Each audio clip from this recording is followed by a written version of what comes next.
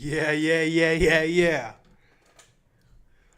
No starters, but the Colts are playing football today. Indianapolis Colts versus Arizona Cardinals. Colts going to be playing in their own stadium today. Lucas Oil going to be in there.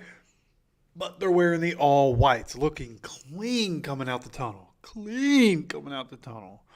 Obviously, starters ended up getting dressed, just a dress rehearsal for them, right? Getting into the flow of getting ready every week. So, starters not playing, but we are wearing the all white uniforms. Looking super clean. Saw the pictures and saw the videos that the Colts have put on Twitter, and it's great. I think the uniforms look incredible. I like our blue uniforms a lot, but our all whites are super clean. It's just like everybody's all whites are going to be super clean. Paul, what's up, brother? Appreciate you stopping by, man.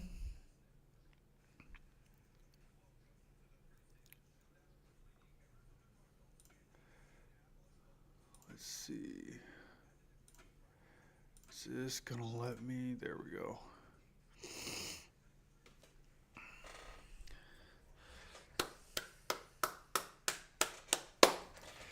Let's go. Let's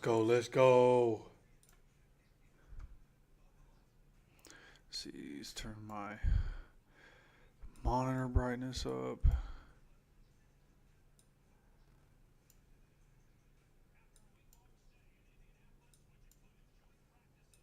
I feel like it's not even doing anything. Whatever.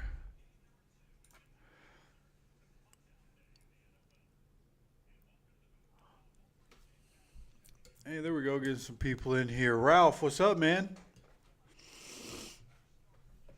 That's right, New York City. Yes, people like you that I think about when I was about to start up. I started thinking, all the local people going to be able to see this. Everybody in Indy going to be able to see this. But yeah, no, we got you over there in the New York area. We got people over on the West Coast that tune in. So hell yeah, man. Appreciate y'all for stopping by, choosing me to be the one that you come to for the game. Once we get into the game, I'll turn my desktop audio on so that you guys can hear that in the background. Just can't play the commercials. You know, they have copyright music. It's no free ads.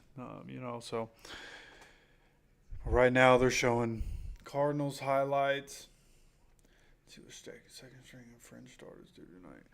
Yeah, tonight's going to be really good. Kind of exactly what I wanted to see, right? After week one of the preseason, one of the things I'd said, if you didn't, I can't remember if I said it during the stream or if I said it during the post game stream that we had. But in case you didn't hear it, my thoughts coming into this one. All right, we had Sam Ehlinger start as the third quarterback, then Keaton Slovis, then Jason Bean. Excuse me. Just got done eating.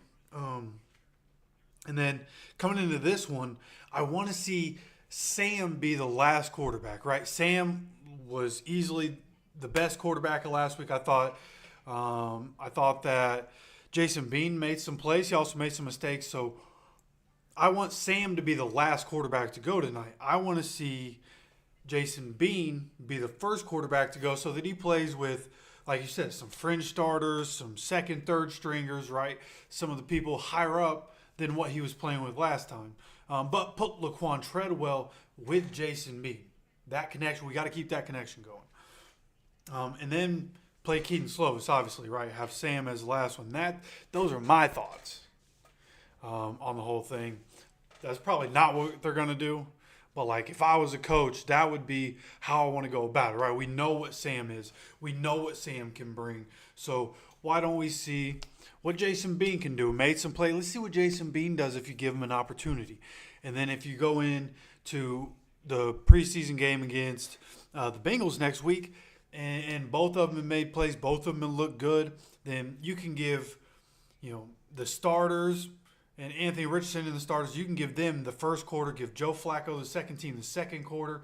Keaton Slovis can get out the building. You can give Sam in the third team the third quarter, and then you can give Jason Bean and, the third team or whoever's left the fourth quarter, right? And kind of make your adjustments there. Maybe you don't even have Joe Flacco play, right?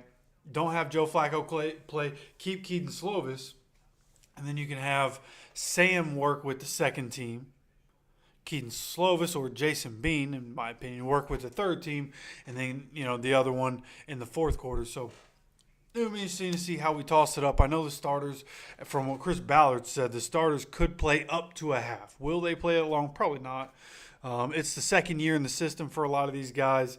A.D. Mitchell and Anthony Gould look good so far. So I don't expect the starters to play quite that much, but I do expect the starters to play against Cincy next week, right?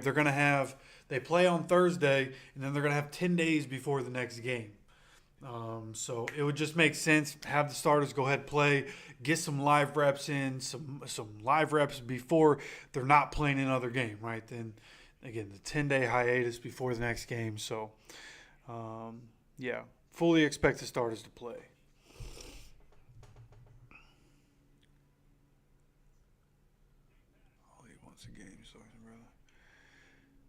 All right, hey, do what you got to do, brother. We're going to be here if you want to come in and hang out. Again, going to have the game audio started once this wants to get underway. I keep forgetting that Desmond Ridder is on the Cardinals. That's so weird. Yeah, white uniforms are real nice.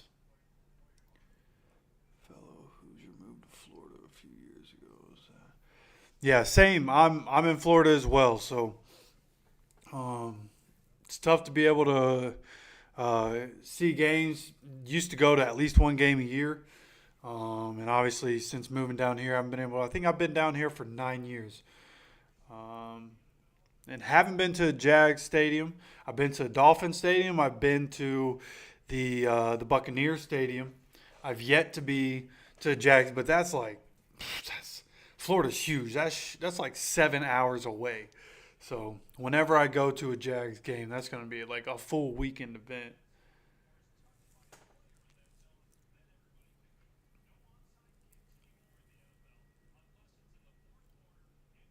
Get a rhythm started for the beginning of the regular season. Yeah, 100%, Michael. That's exactly what I'm saying. You already know. I like Jason Bean. When the draft happened, and let's see, looks like the game's about to start. I need you guys to let me know if it's not high impact anymore.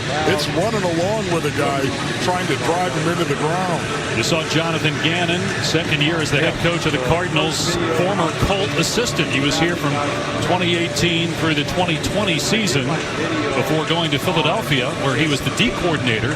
The offensive coordinator in Philly was Shane Steichen, and he's now the head coach here of the Colts. Cardinals will get the ball first, so get a look here at how the Cardinals handle this return. If you listen to the pregame show, you heard JG tell Danny Surek that we may see a little bit more in terms of what the Cardinals might do during the regular season in terms of how they attack this. DJ Dallas and Imari DiMercato are deep.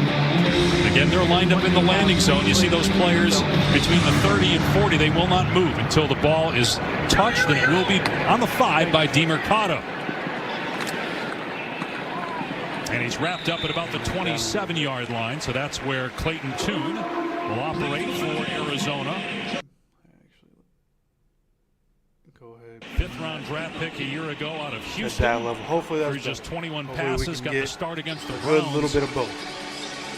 After Josh Dobbs began the year as the starting quarterback. Do I think he'll make the team, though? For the final 9 games of the season. Really interesting because you've got Tristan Colon, who's actually going to be the center here, and John Gaines the second at right guard. That's interesting. Trey Benson is the running back rookie. 3rd-round pick. Tune's pass incomplete. All right, first play of the game. Pass breakup by Juju Brents, who is playing. Didn't play last game. He is playing now. There is a flag on the play, though.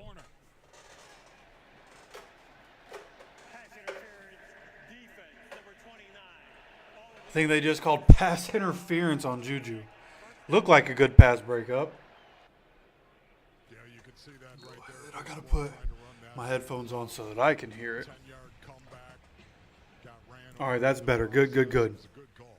Just want to make sure you guys can hear a little bit of both. So here we go. Another 1st and 10 coming. Hand off. Good job clogging the hole. Looks like Dio's in right now as well. It makes sense Juju's playing. I think he's the only starter on defense right now. Carlisle is playing in this game. Great. Love to see that. Tommy Ade is playing right now. Looks like he's moving up the depth chart, especially without Raekwon Davis being available. Rodney Thomas is on the field. Rodney Thomas and Nick Cross are both on the field right now. 2nd and 6 here for the Cardinals. Running to the outside, and another good collapse right there. Segan and Luby in the right place like he always is. Oh, what else we got here?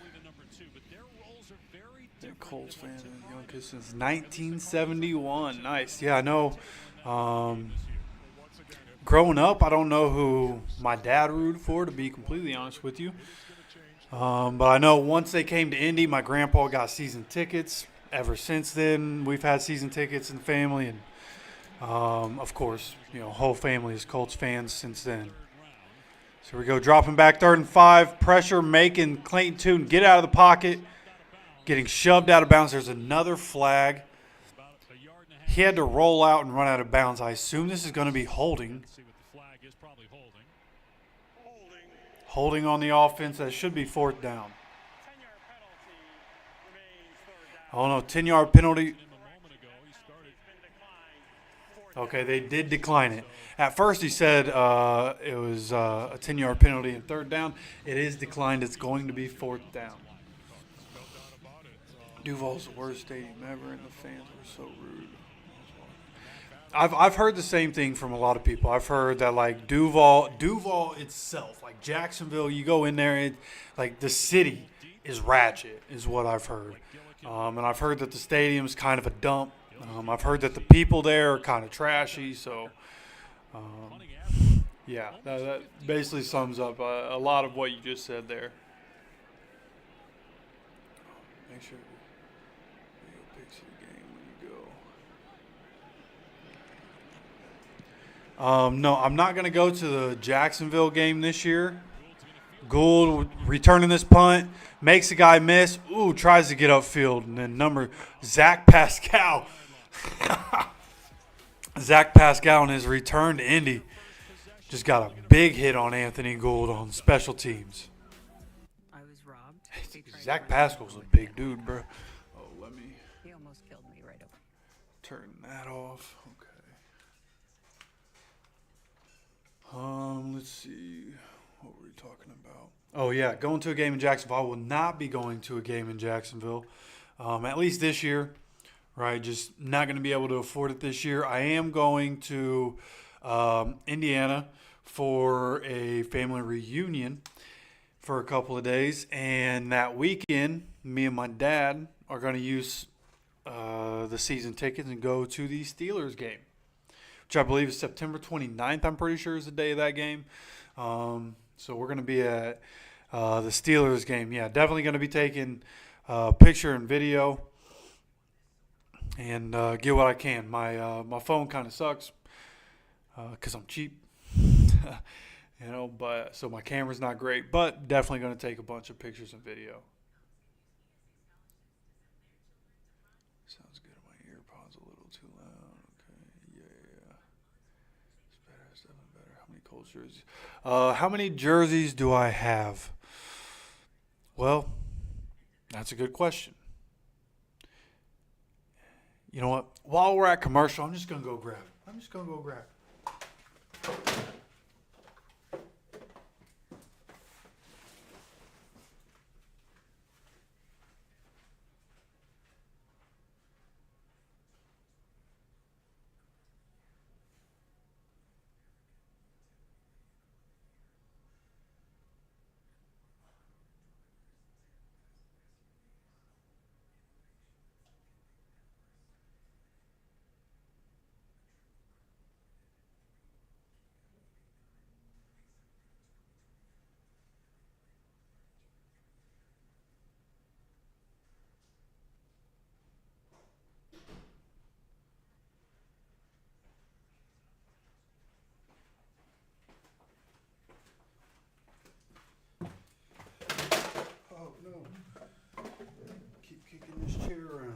Okay.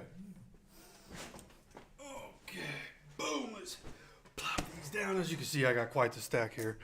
Just built up over the years. Let's see. Looks like coming out. So let me turn this on.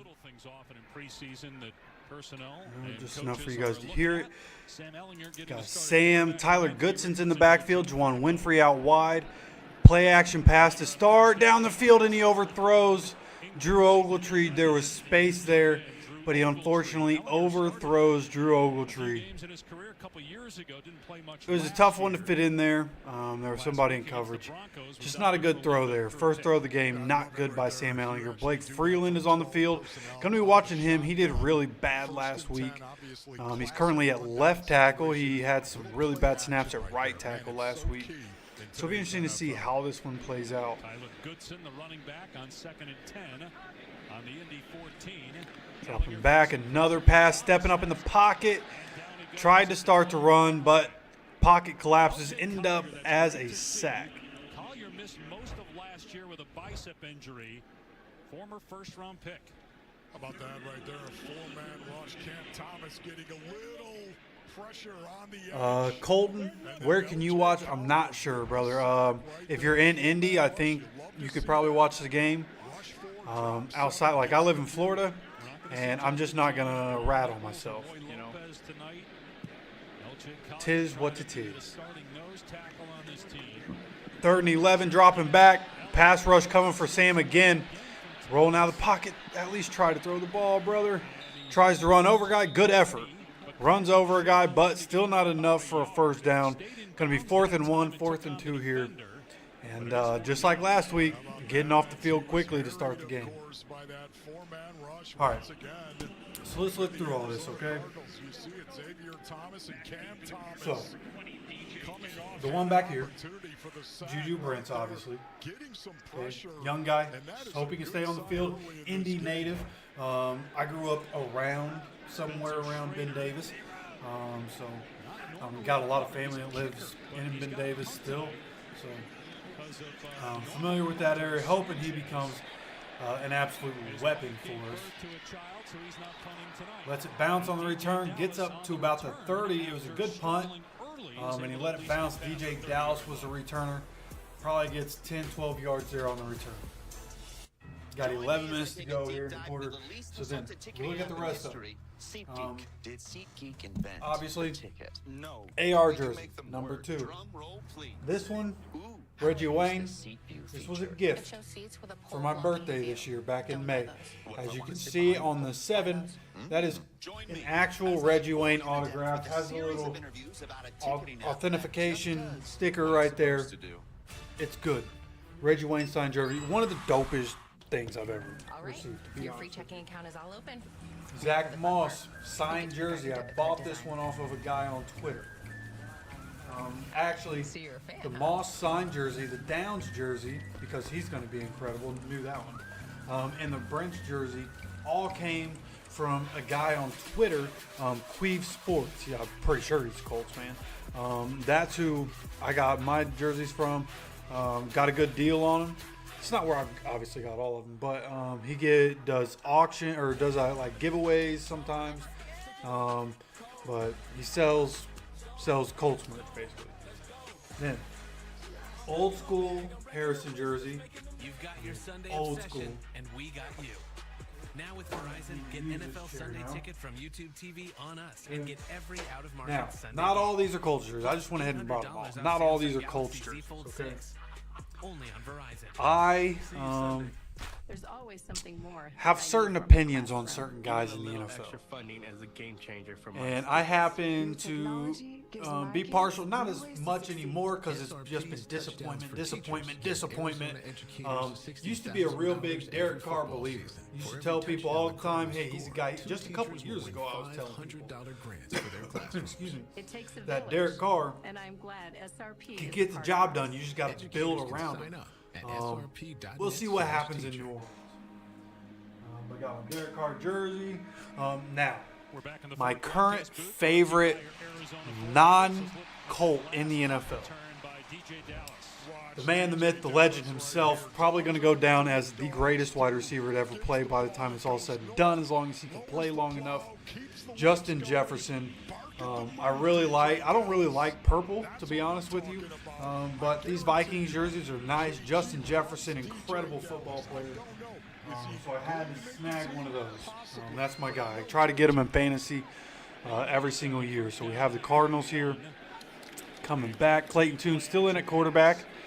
Boom, Tomiade coming in. Ooh, quarterback just gets the ball out of his hands. Good tackle. Nick Cross flying up. It was just a little dump down pass. Nick Cross did a real good job flying up, open field tackle on a tight end. There we go. Just got to continue to see development from Nick Cross, right? Last week wasn't terrible by Nick Cross.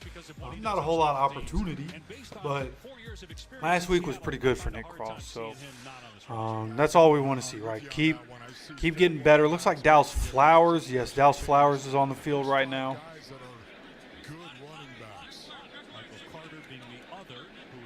Got going on here. Nick Cross up in the box. Nick Cross! I watched Nick Cross that whole time. Great job. He was up near the line of scrimmage.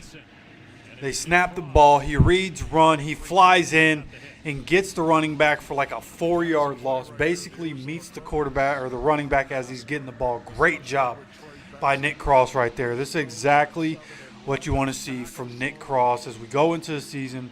We're wondering who our safety should be at free safety. Nick Cross, last 2 plays, making things happen. Once again, going up, cheating near the line of scrimmage on 3rd and 6. He's right at the line of scrimmage right now. We have 7 people on the line of scrimmage. We send 5 at the quarterback and get the sack. Send 5, get the sack. That's why you blitz. Isaiah Land doing a great job right now. Isaiah Land on the last pass play did a good job pushing his guy back on the bull rush. Just didn't get there. That was the play where Tomiade almost got the sack. But this time, Isaiah Land, great job coming off the edge. Again, we send 5 against their 5. They even have a running back, so it's actually 6 against 5. Dio's back there. Isaiah Land's back there. Kennard Avery was back there. Just a great job overall. Just like in practice this week, our defensive line dominated their offensive line. So coming into this, that's what we need to happen, right? What happened at practice needs to translate to the game, and on that drive, it certainly did. Good job by the defense right there. All right, now let's continue. So, one of my favorite Colts of all time, unfortunately, his career didn't. With a business loan from His career didn't go the way we'd all hope. I wish he was still playing for us. I love Zaire. I love EJ. There's always going to be a soft spot in my heart for Shaq Leonard. One of the biggest game changers in the NFL after people said he was the worst draft pick in NFL history. Miss Shaq, wish him the best. I can't believe he's not on a football team right now. I love Shaq.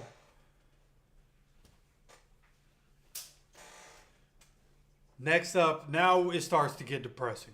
Okay, we're not even going to talk about him. Matt Ryan. I said during the offseason that we got him. If we get Matt Ryan, I'm going to get a jersey. Yeah, so I did. And then 2022 happened.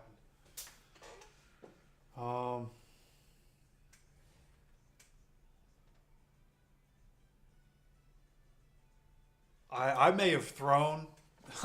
There's supposed to be another jersey. I may have thrown it away. I had a Carson Wentz jersey as well. I was a big Carson Wentz believer. That obviously did not go well either. But something my dad gifted me earlier this year. Boom. Manning Pro Bowl jersey. Okay, this bad boy is stitched. It's authentic. Really nice jersey. Really like that one. I'm glad to have that one in the collection. I was really happy getting that one. And then, of course, got this one a long time ago. Long time ago.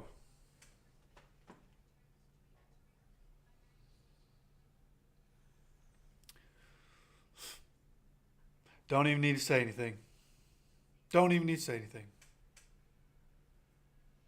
We love you, 12. We love you, brother.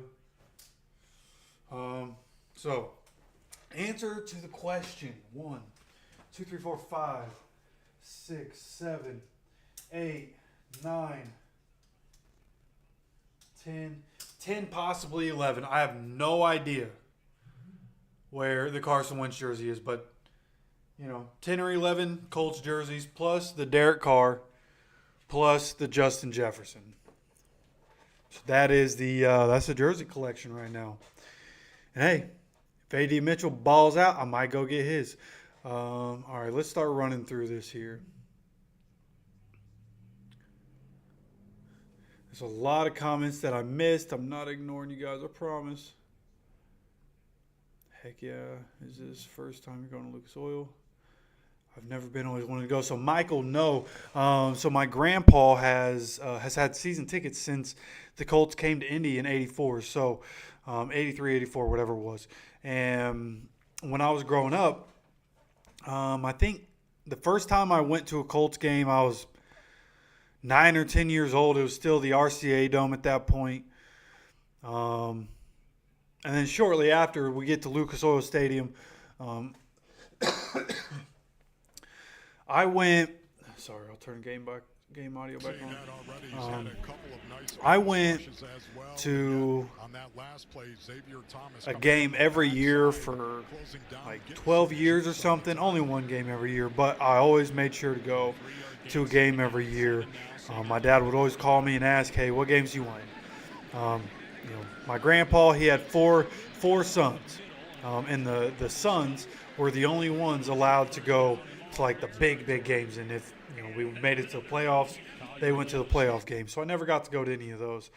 Never got to go to any of the Patriots games, which is extremely unfortunate. But I've been to a lot of games at Lucas Oil.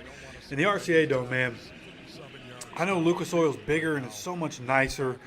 Going to a game in Lucas Oil Stadium during the Manning era, bro, like the noise that happened in that stadium was ridiculous. As Sam back to pass, launches it downfield.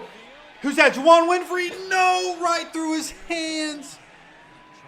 He had to dive out for that one. It was going to be really tough for Juwan Winfrey to haul that one in, but Sam yacked that one down the field. See here, Juwan Winfrey had. That's why you're on the practice squad, brother. Did a double move. It was a terrible double move. Was never really able to get past his defender. They might have been able to call DPI on that one. Nothing gets called. That one falls incomplete. It's 2nd and 10, 7.5 minutes to go. Colts got the ball around at the 49 right now.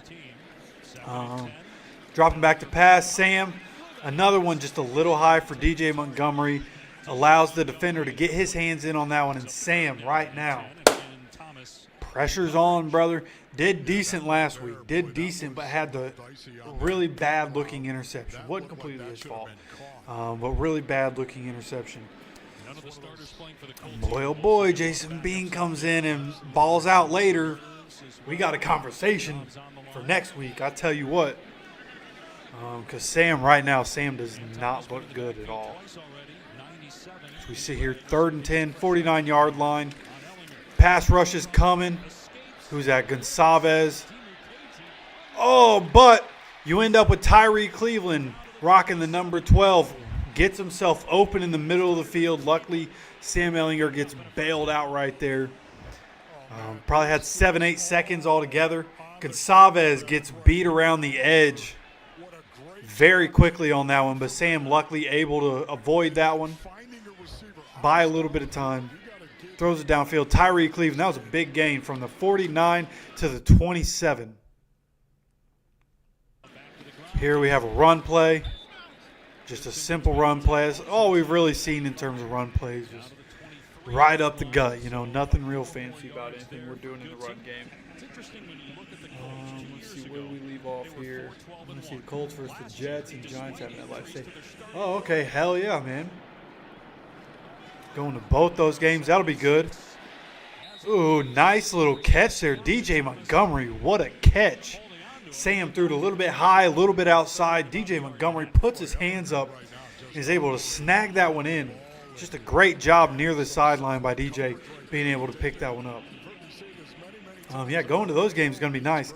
Giants, it feels like we should definitely be able to win that Giants game.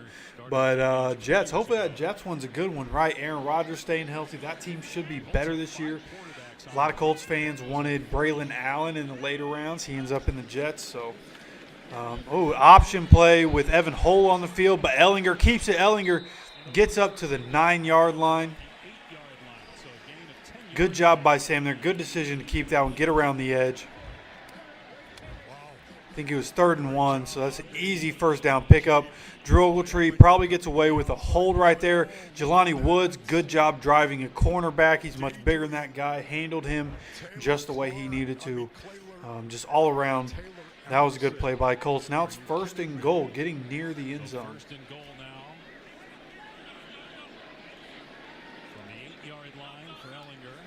Sam handing it off here. Looks like Tyler Goodson. What a bounce to the outside. I didn't know Tyler Goodson had vision like that. That was incredible. That was incredible. Looked like it was about to be a run going nowhere. What a bounce. Like when I talk about, he bounced that thing to the outside. Just boom. Just good job right there. Getting out to the outside right there. Nobody, nothing but green grass. Takes it in. Colts up early. 6-0, waiting for the – oh, my goodness, I'm sorry. Waiting for the extra point. Matt Gay is suited up right now. Boom, bangs that one through the uprights. 7-0 Colts. 4:55 left in the first quarter. Tyler Goodson with his first touchdown of the 2024 season. All right, now we can catch up on these comments. Let's see what we're talking about. Oh, Daniel, I'm just seeing that you're in here. What's up, man? Got caught up with chores around the house. Missed a start. How have we looked so far? So early on, offense didn't look great. Obviously, we go and get a touchdown. Sam hasn't looked good. We finished that drive well. The big play to Tyree Cleveland definitely helped. Good catch by DJ Montgomery on that drive definitely helped. And then overall, running the ball to get in the end zone. Last 2 plays, option play, and then a handoff to get in the end zone. And Nick Cross. I don't know if you were here for the defense and when they were on the field. Nick Cross looking good right now. Pass rush, able to get home. Isaiah Land sticking out once again. I noticed him last week during the game, but didn't feel like he really did anything too impactful. In this game so far, I feel like I've noticed Isaiah Land more. Tommy Ade's doing his thing. So like what I'm seeing out of the defense so far. And just hope to see, hopefully Nick Cross is going to keep playing. Hopefully Juju Brent's going to keep playing. He was on the field. I think he might have been the only starter. Him and Nick Cross, the only starters for the defense on the field. And Dallas Flowers also on the field, which is good. He definitely needs some more reps.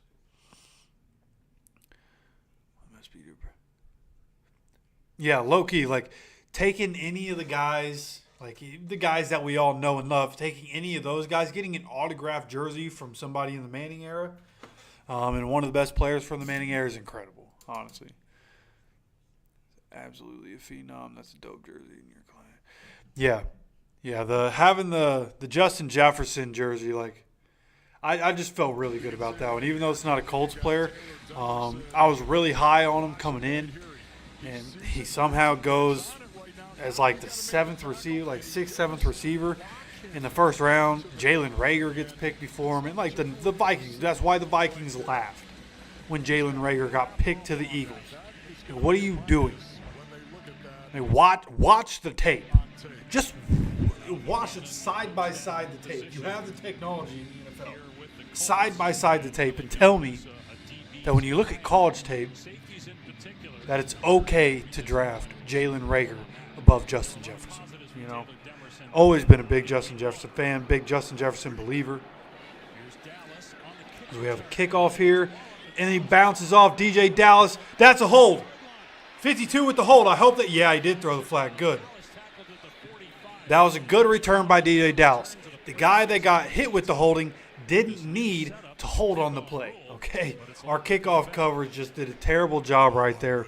DJ Dallas, been around the league a little while, now finding himself with the Cardinals. Had a good return right there, negated by a hold by number 52.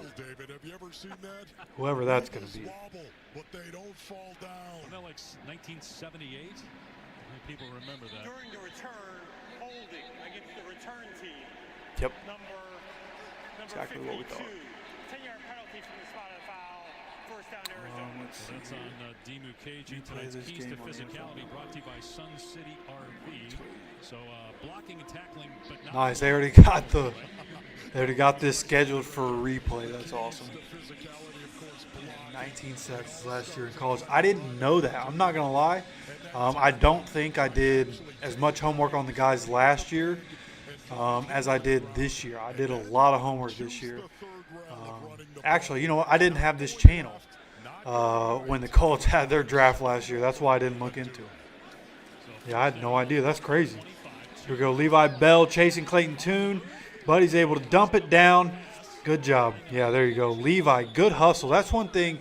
Levi Bell, like from a pass rusher standpoint, he's like not special. But last week I just noticed 61. Levi Bell came from the UFL, played with the Michigan Stallions, I think is what their name is. He just hustles, man. He doesn't stop hustling. He's not a special athlete. He's just like ridiculously built like a brick shit house. And has a high motor. Here we have a handoff here on an option play. 33, 33 almost broke that. Nick Cross. Luckily, Nick Cross almost lost him, but luckily had a grip on his pants, was able to slow him down just enough right there. Yeah, got a little bit of his jersey, not his pants, got a little bit of his jersey, slowed him down. Then Nick Cross and Segan Alubi combined for the tackle. So Nick Cross, man, saving us right there. Bad play by the defense. Poor tackling right now between kickoff and what's going on right now on defense. Poor tackling at the moment. And no, Michael, the latest comment, it's 7-0 Colts. Tyler Goodson reined it in for a touchdown on the Colts' last offensive drive. Yeah, 19 sacks in a college season is kind of crazy. I keep looking at that. That's crazy. He brings a lot of brutality to the depth chart right now. When they drafted Chelsea, you're talking about leaving work early. I assume you're talking about the Andrew Luck thing. Yeah, like insane. I remember I was watching that preseason game. Like I was living in my cousin's house at the time, a house that my cousin owns, and I was in my bedroom just watching the game, and then I got the notification on my phone. Breaking news, Adam Schefter reports that Andrew Luck is retiring from the NFL, and I thought it was a mistake. And then later that night, yeah, like I'm not going to hold you. I'm not going to lie to you. I cried like a baby watching Andrew Luck cry and saying what he was saying, like just, yeah, just not great. Tommy Ade getting in for a sack, baby. Tommy Ade. Have yourself a preseason, brother. Let's go. The development from Tommy Ade. Let's go, dude. Great job right there. And this isn't a defensive tackle sack that takes 6 seconds for him to get to the quarterback. He is a good bull rush move right there. Just pushed 74 all the way into the pocket. And all he had to do was reach his arm out, grab Clayton Tune, and take him down. Great job. Tommy Ade, man, somebody who coming into last season I was really excited about. I mean, a freak, man. Like, and I compared him last season to Aaron Donald, and that's a big thing. Like, Aaron Donald's, again, probably the greatest defensive player to ever play, right? He's an absolute freak, so it's hard to compare anybody to him, but at the end of the day, Tommy Ade is that kind of freak athlete, man. The way he's built, as strong as he is, as quick as he is, like, it was just a matter of can he put it together to be somebody you can depend on to get after the quarterback from the middle of the defensive line. And so far in this preseason, looks like he's stepping up and he can do it. So, love that, love that, love that. Right now, I would say maybe two of those right now. Sean Murphy bunting, of course. Darren Williams, I think those two guys. Yeah, 100% glad we have Zaire, despite what it took to get Zaire. There's a lot of positions on this Yeah, team. Bob Sanders, dude, I wish Bob Sanders, and just like everybody else, I just wish he would have stayed healthy. Evan Hull taking this one up the middle. Great blocking by the offensive line right there. Got Tanner Bortolini and Danny Pinter both on the field together. I like that. Dalton Tucker also on the field right now. Who's that? Blake Freeland with a good block right there. Great run block there by Blake Freeland. So maybe, and I'll try to pay attention more to Blake Freeland. If he's a good run blocker and not good at pass blocking, then maybe he can just be our version of Dan Skipper. As we have another handoff to Evan Hull, explodes through a small space and picks up 3 or 4 yards there. But Dan Skipper for the Lions isn't the greatest offensive lineman, but they bring him in when they want to run the ball and they have a big package in. Instead of having a big tight end, they just bring in an actual tackle, somebody who's a big body who can mismatch or help double team a defensive end, whatever the case may be. So maybe for us, that's what Blake Freeland can be. Anthony Gould. Oh, Anthony Gould. No, man. Anthony Gould, I'm pretty sure, just got his first reception of the preseason. And then he looked just like Isaiah McKenzie fumbling the ball. Definitely. By the defense, first down, Arizona. And looking at the catch by Gould, clearly had possession. It's now Cardinals ball. They get the fumble. Oh, so ready to be excited about Anthony Gould. He's been so good in training camp. He was finally getting the ball, and with 1 second left in the quarter, he fumbles. It's West Virginia. It's West Virginia. The pride of every mountain here. That's what he just did right there. You know what I'm sad. I'm sad. That sucks. Okay. Let's see here. Where are we at here? Did you see how many red shirts too jumped on that? There are 2 people in this building that know Hell yeah, we do love 12. Hell yeah, we love 12. Oh, no commercial break. They're just going to let this second run off. I like that. All right, 1 play here for the Cardinals. In the quarter, they're just going to run the ball. And we let them run right into the middle of the defense.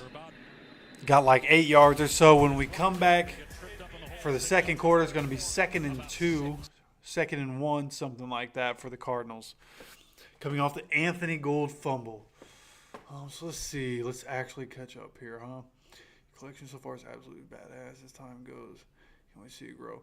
Yeah, and, as it grows, we're going to, decrease some. The Matt Ryan jersey is probably just going to get donated at some point. Who wants a Matt Ryan Colts jersey? Right? So I'll probably just, give that one to Goodwill or Salvation Army or whatever. The rest of them, honestly, I kind of like. Maybe the Zach Moss. Maybe I do something with Zach Moss someday, sell it or do a giveaway for it. I'm not too attached to that one, although it is cool, right? Zach Moss did well for us for what we needed him for. Kind of a fan favorite for the Colts. I'm no different, so like that jersey. But ideally, all these guys are mainstays, right? I'm not ever going to get rid of Luck. I'm not going to get rid of Payton. Not ever going to get rid of Shaq. The Harrison jersey is, might be like a early 2000s Walmart Harrison jersey, but nonetheless, it's a Harrison jersey, which is cool. So, yeah, it'll just keep growing, and hopefully one day, here soon, what you see, the layout that we've had this season, this is all about to change. I'm going to be moving soon, later this month. and not real sure what, where I'm going to set up, what it's going to look like. Slimming down, costs a lot to live in Florida. So we're slimming down a little bit.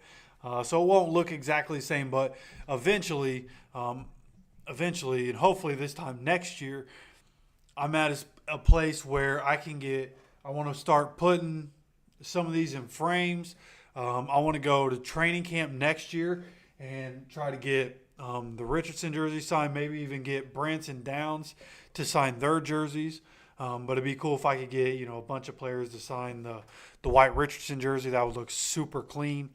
And start putting these in frames. That's what I want to do. Reggie belongs in a frame. So eventually, one day on this channel, background's going to be balling out, bro. Like one day it's going to be crazy. We just got to get there, right? Got to have the financials for it.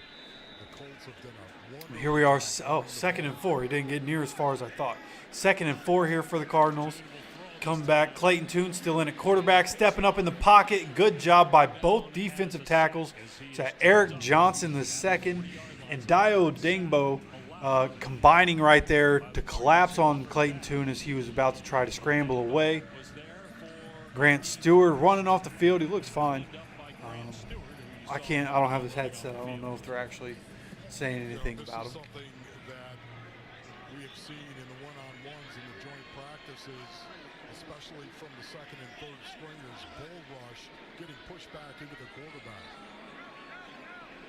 3rd down and 5. Cardinals might be 4 down. Hey, listen, Ralph, you take any excuse you can to leave work, brother. Especially if you're balling like a baby. Oh, that was good coverage. Dallas Flowers actually had good coverage as Zach Pascal gets a reception. Dallas Flowers actually had good coverage. It was just a good job of keeping a hold of the ball by Zach Pascal here. Showing a replay. Yeah, that's just Gus Bradley defense, baby. Sit behind the receiver. If they catch the ball, they catch the ball. Who cares? They can catch the ball all they want. No contact whatsoever. So another run play here. Seeking Alubi in the right place. DJ Baker's on the field right now. Carlisle is on the field. Taven Bryan's on the field. Just trying to get a inventory of who we see right now. Those 4 guys have not played yet. Harrison was out there for a series last week. So there's your top 4. You would think right now. And you got Pascal, you got Chris Moore's available. Yeah, actually, there are a lot of Colts games. Colts Patriots, even some of the Colts games where we lost, right? Colts Patriots games where the Colts lost. Just to be able to go see that matchup live would have been incredible. Oh no, a screen pass and a missed tackle. Luckily, Nick Cross was there to push him out of bounds. But nonetheless, able to get up the field. Just an easy screen pass, man. Jalen Carlisle can't miss that tackle, brother. Been trying to brag about you on this channel. Can't have you missing tackles, dude. Jets game is Sunday night. Is it really? I didn't know we had primetime games. I honestly thought all our games were at 1 o'clock on Sunday again. At least we get one primetime game. That's awesome. Let's go. Grant Stewart coming in, making the running back go east-west instead of north-south. Nick Cross coming up to make the tackle when Grant Stewart couldn't get it done. Nick Cross is flying around right now. Really like that. Holding on the offense. It's not going to count as a tackle for Nick Cross, but just Nick Cross right now doing what free safety is supposed to. Free safety is supposed to be all over the field, right? A great free safety can fly up to the line of scrimmage and make a good tackle, or they can save the day in the back, right? So being rangy is what a free safety has to do. Nick Cross has been pleasantly good so far. He's really stood out in this game, and I like that a lot. Brutally cold. Yeah. Late game or late in the year against those New York teams or the New Jersey teams in MetLife. Yeah, I assume that's going to be very miserable. Oh, just a couple of cuts. Defense. It was 1st and 20. Huge hole gets opened up, and he gets to the 1-yard line. There's another flag. They may have a holding. It is holding offense. Okay, there was a massive hold because of another holding call. Hopefully they show the replay. But right now, like, don't like what I'm seeing. Let's see, where's the hold at? Where's the hold at? Where's the hold at? All right, so never mind. The massive hole that was opened up was actually the defense's fault. The holding came down the field on Jalen Carlisle. Really didn't need to happen, honestly. And then running back, whoever Benson is, 33 Benson for the Cardinals, is balling out right now. Definitely going to make the team. We have Tomiade, Dio. Those are the two guys on the inside. They're passing to the end zone. Clayton Tune, though, fortunately, unable to get the pass to the right spot. That's why Clayton Tune doesn't play. There's another flag. There's no way there's 3 holdings in a row. There's 3 holdings in a row by the Cardinals. So, sounds like our defensive line might be a little too dominant for our edge guys. Our inside guys are trash right now. Outside of Tomiade. Edge guys, though, yeah, definitely a hold there by Big 74, left tackle for the Cardinals. So 3 plays in a row, 3 holding calls. I don't even know what the down and distance is right now. 1st and 30, dog, from the 35-yard line.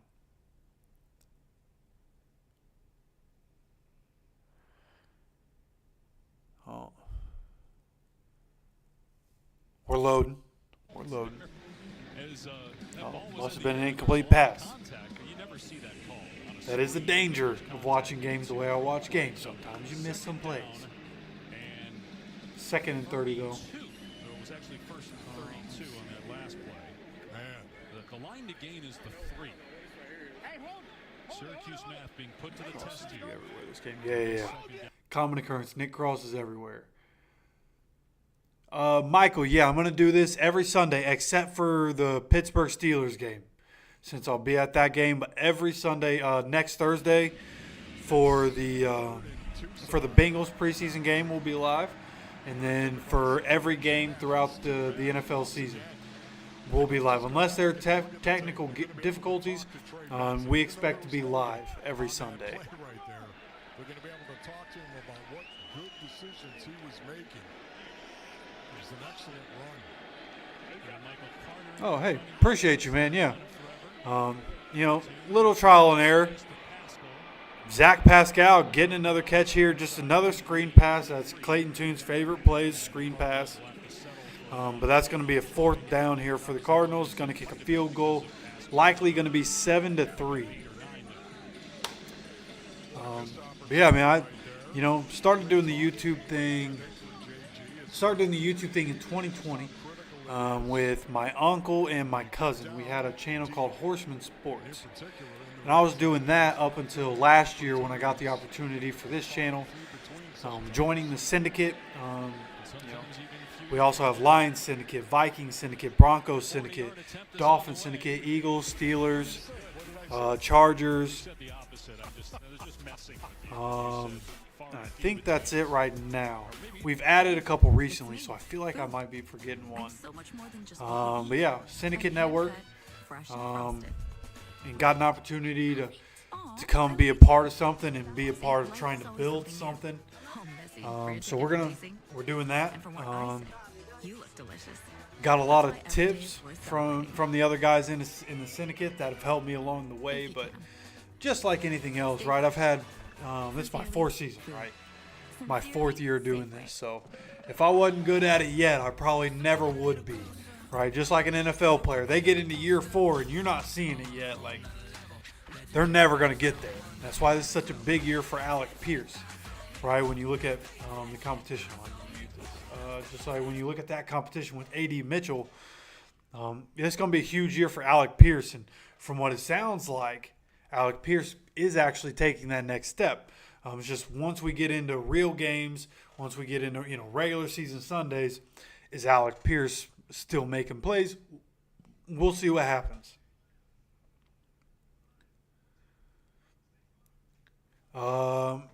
Vegas, Grant Stewart has been on the field. He is playing. Pretty sure he's played the entire first half so far. Pretty sure. Tyrell, if you're still in the chat, brother. Richardson not getting reps. Joe Flacco not getting reps. A lot of the starters sat today because of joint practice. We had joint practice with the Cardinals 2 times this week, Wednesday and Thursday. So because of that, the starters got a whole bunch of work and performed really well. So they're getting rest. Again, Joe Flacco, veteran in the NFL, he's going to get some rest. And this is where they just want to see Sam, Keaton Slovis, and Jason Bean. Those 3 are going to have their battle. They're letting everybody else under the starters kind of battle it out. This is a really good opportunity to see the depth on the team. Who's good, who's not. What happens in this game is going to go a long way in who makes a team and who doesn't, which is why tomorrow presumably I want to get some time to be able to rewatch the game and to really go through everything and see go through the all 22 and see who was doing good, who wasn't doing good, and we'll get a good idea of the roster projection as we have a flag here on the kickoff.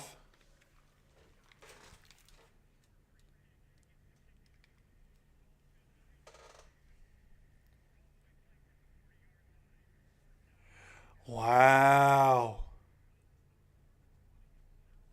Okay, so if the ball on the kickoff lands before the 20-yard line, right, the landing zone starts at the 20-yard line.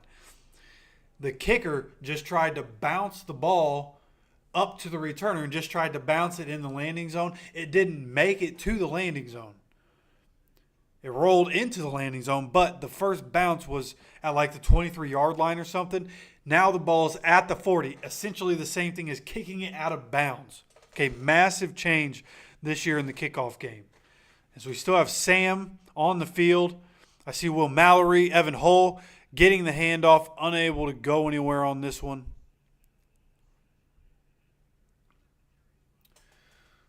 What were we talking about? Guys getting reps.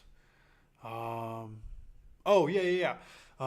hopefully tomorrow we'll be able to talk and have a video about roster projection and who the bubble guys that are going to make it, the bubble guys that aren't going to make it. Hopefully we're able to do that tomorrow. It takes a little while to go through all the tape and look at everybody, but hopefully we're going to do that tomorrow. I'm at least going to start breaking everything down tomorrow.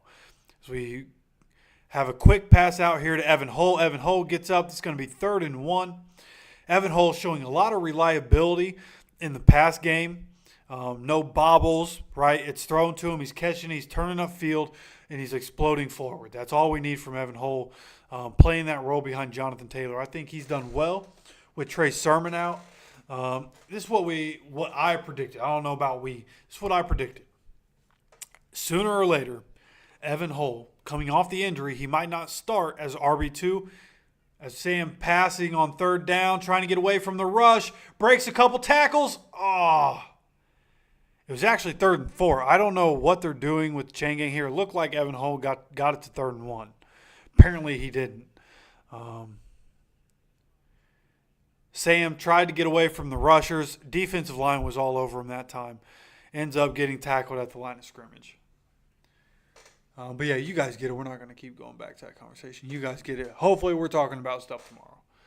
Luck quit and took $90 million with him. That's why he got booed at Lucas Oil. Listen, for sure, there's that angle. And I understand people who talk about that, and I get it. I was mad at Andrew Luck. And what led up to it was tough, right? He missed a few years.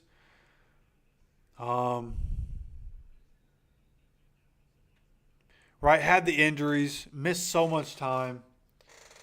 So people got out of the emotional grasp of Andrew Luck as our quarterback, right? Because he missed so much time. Then he comes back, has a good season, but we lose in the playoffs. I get why people don't care about Andrew Luck because of the way it went down, but for me, it's the human element, right? Like I quit playing football because of concussions and like the migraines that I got from the concussions, and like that shit still runs my life to this day. So where Andrew Luck is at, like I understood that he got a lacerated kidney. He had multiple shoulder surgeries and trying to get right. He took a lot of abuse in his career, played through so many injuries, had other injuries, and like I don't blame him, right? Has a kid and a family and wants to do all that, had all the money he could ever dream of, right? So from his aspect, I completely understand it. I don't like it. It'd be great if we could still be in the Andrew Luck era. But now we're in the Anthony Richardson era. Looking back on it, always going to love 12, man. Just always going to have love for 12. Such a good human being. Just always the consummate pro. Even after everything happened, like he talked about how much it hurt him that Colts fans booed him coming off the field, but also talked about how he understands the Colts fans' point of view and like how that happened and why it happened, right? There was an interview where he talked about all that. So, coming off of that situation, in hindsight, hopefully Anthony Richardson is the guy for us for the foreseeable future. If he is, like hindsight, it works for everybody, right? Andrew Luck gets to go be happy and live his life the best way he knows how. We get Anthony Richardson. If we had Andrew Luck, we probably would never end up with Anthony Richardson. Anthony Richardson might be dominating us from another team in the AFC, right? Potentially the Raiders. So that's just my 2 cents on that. So Andrew retired because of injuries, because of our O-line being so bad. And we retired the very next year. Yeah, Michael, exactly, man, exactly.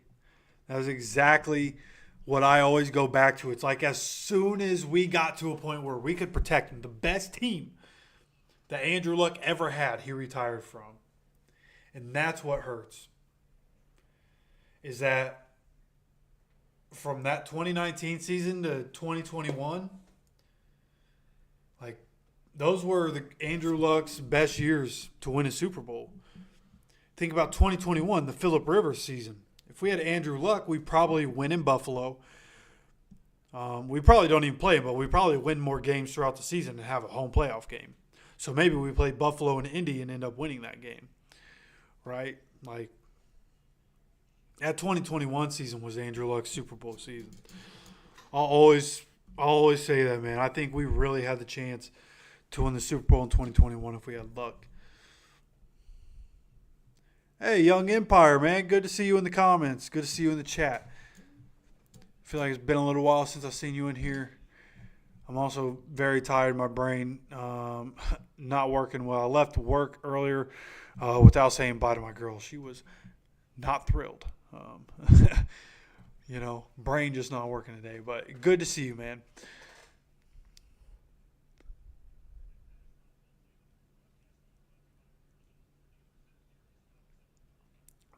Be here on Sundays to partake.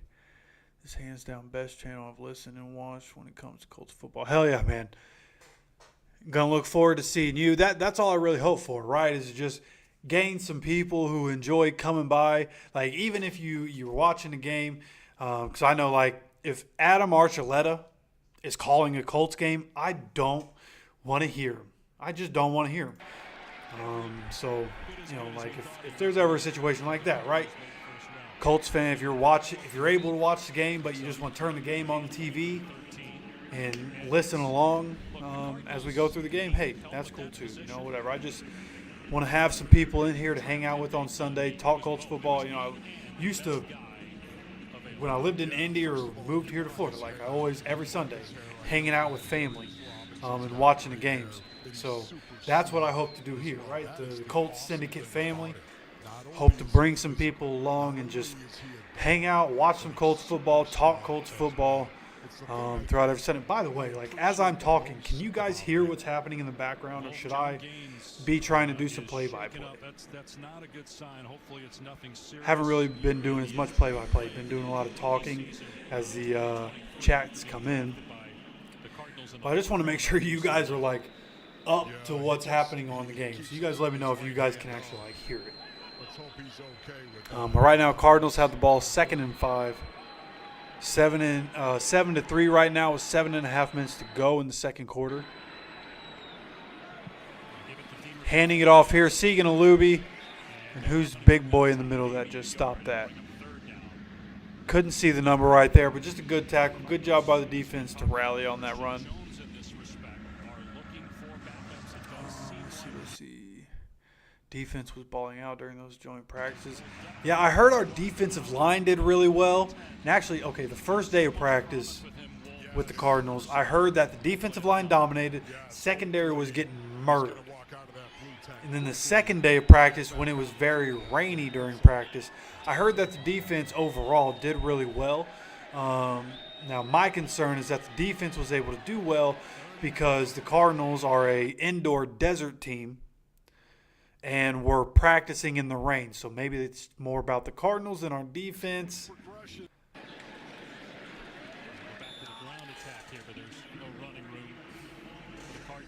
But all in all, just hope the defense gets better, right? I feel like we have so many good players on the defense. Like, not even being biased. Like, if I was Clayton Tune, 2nd 11, stepping back, drops it down to the running back. Nothing special here. Grant Stewart, Segan Alubi combining on the tackle.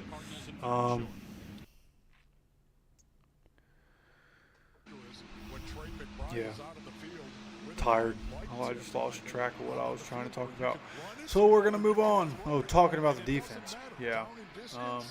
Yeah. Just hope the defense gets better.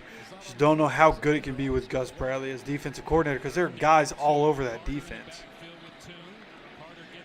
Here we go. 3rd and 2. 3rd and 2 run play. Looks like we stopped them. It's going to be 4th and 1, 4th and inches, but refs are going to be calling a holding on this one on the offense. Another holding. That's why they're backup offensive linemen. Yeah, I feel like we have enough studs on defense, bro. You look at who we have on defense. If they were on other teams, that's what I was saying. If these guys we have on our team were on other teams, and I was watching tape, I'd be like, man, I wish we had that guy. Man, I wish we had that guy.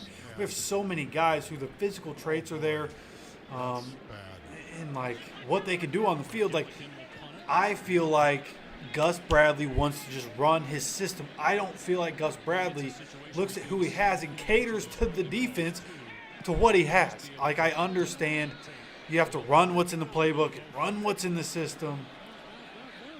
As the Cardinals get an incredible punt here. What a bounce. This one going to be stopped at the 3-yard line. Incredible punt right there by the Cardinals punter. But like, it's almost, my problem with saying it's Bradley's fault is that it's almost, I feel like it's almost lazy to blame coaching, but coaching is such a big part of especially football, but of sports in general, right? Like, you look at how things went with Frank Reich, and then Shane Steichen takes basically the exact same team. And wins 9 games and looks much better. So coaching matters, which is where I get hung up. I feel like it's a lazy argument, but coaching matters. Gus Bradley, man. At some point, you got to put your players in the best position to succeed. And I just don't think he does. The players we have athletes everywhere. Chris Ballard drafts athletes.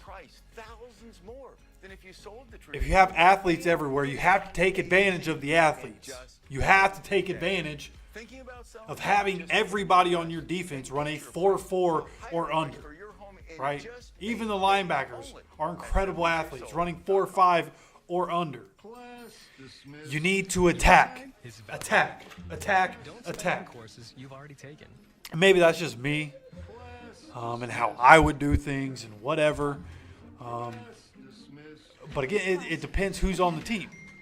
At University of Phoenix, prior Right, like, and with the guys we have, I think you attack. If you had a bunch of veteran players, right, like, okay, think about Gus Bradley's Legion of Boom. Even though his defense has changed a little bit since then, think about who he had on that team. They weren't incredible athletes. Right? Oh, I forgot to pause all the commercials. Yeah, they weren't a bunch of incredible athletes on the Gus Bradley defense. There were a lot of really smart players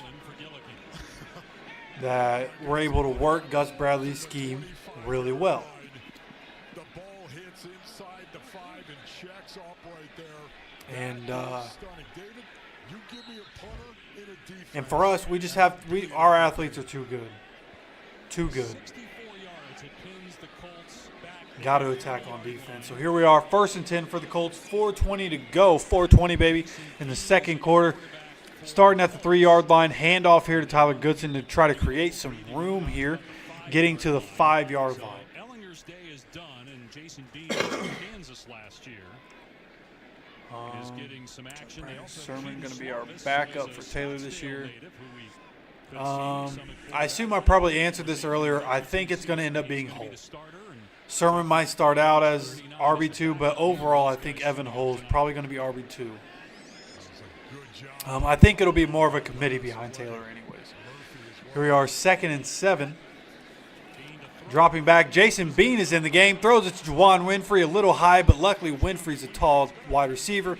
Able to pull this one in. I just noticed it was Jason Bean instead of Sam Ellinger. So love to see that. Jason Bean in the game, about to get a chance to go 96, 97 yards for a touchdown here. 1st and 10. Looks like an RPO here. Gets the ball out. Juwan Winfrey with another catch here on the quick pass. Going to be a 2nd and 5, somewhere around there. 2nd and 4, something like that. If it's a regular season game, he's back in the game, but because it's preseason, listed as question. Yeah, Luck's 101. Yeah, no doubt. Luck is a 101 human being.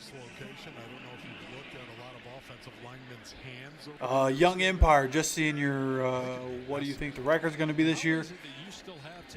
With the assumption that most of our key and core guys, as Tyler Goodson gets a nice little 12, 14-yard run right there, burst up the middle, makes the guy miss. See, Tyler Goodson, nothing special really when you watch him, but that was a good run right there. Good cutback, finds the hole, gets upfield for a good run. Down at the 30-yard line. So, assuming a lot of our guys are able to injuries happen in the NFL. Assuming most of our guys are able to stay healthy, including and most importantly Anthony Richardson, as Jason Bean gets chased out of the pocket and gets sacked well behind the line of scrimmage. And now we're at the 2-minute warning. I believe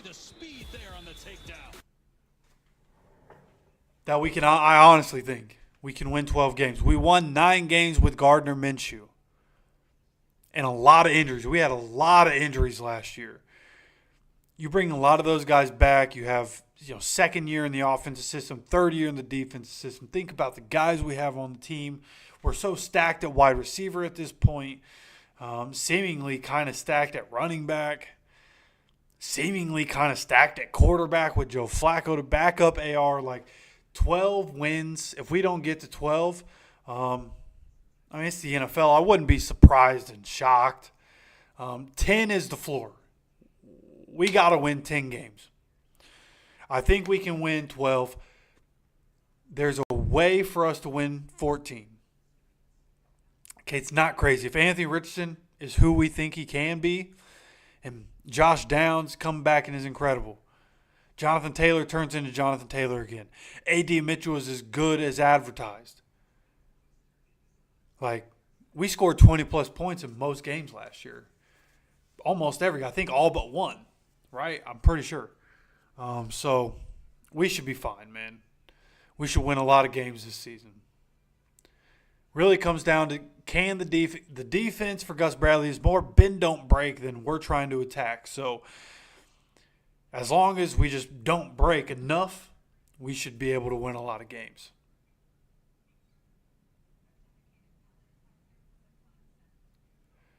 Do I have social media? Yes, I do.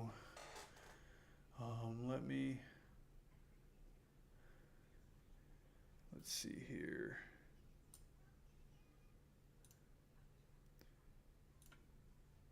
Give you the link to Gus Bradley running cover 2, Gus Bradley blitzing on third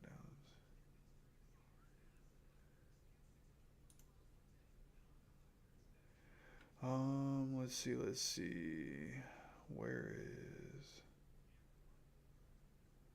Oh, right. Copy. Paste. Boom. So that's where I am on Twitter. I have Facebook, but I don't really get on Facebook like that. So yeah, Twitter's really the only one I use. I'm on Twitter, especially during the season. I'm going to be on Twitter all the time.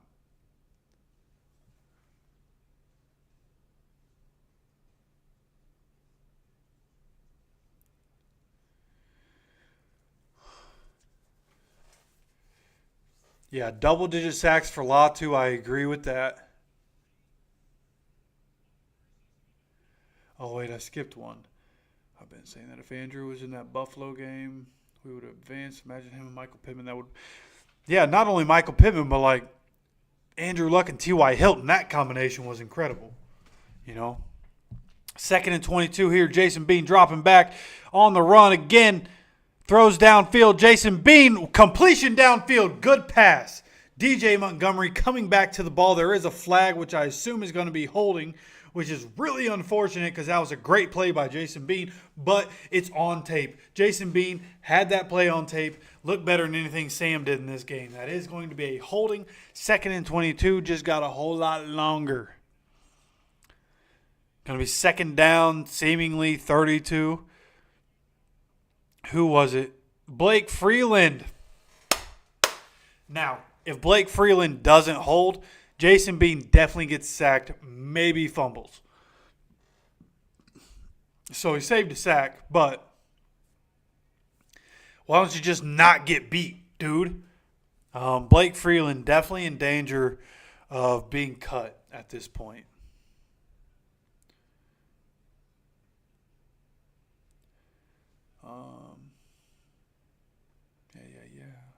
Double-digit sacks for Latu. Yeah, definitely double-digit sacks as we go 2nd and 31 here for the Colts from the 9-yard line. Jason Bean again rolling out, throwing downfield. Oh, what a ballsy pass. That was an interception. Ballsy pass is an interception. Wow. I thought DJ Montgomery was about to make an incredible catch here, and the DB robs it away from him. As we look at this, just a good play by the DB. Yeah, that one just, okay, so it was just a little too far downfield. DB had too much time to come to it. Just a tough play. You know, DB was all over DJ Montgomery right there. DJ Montgomery running a comeback route toward the sideline. And 42 was just all over that one. Able to intercept it from Jason Bean. So really unfortunate. Really unfortunate.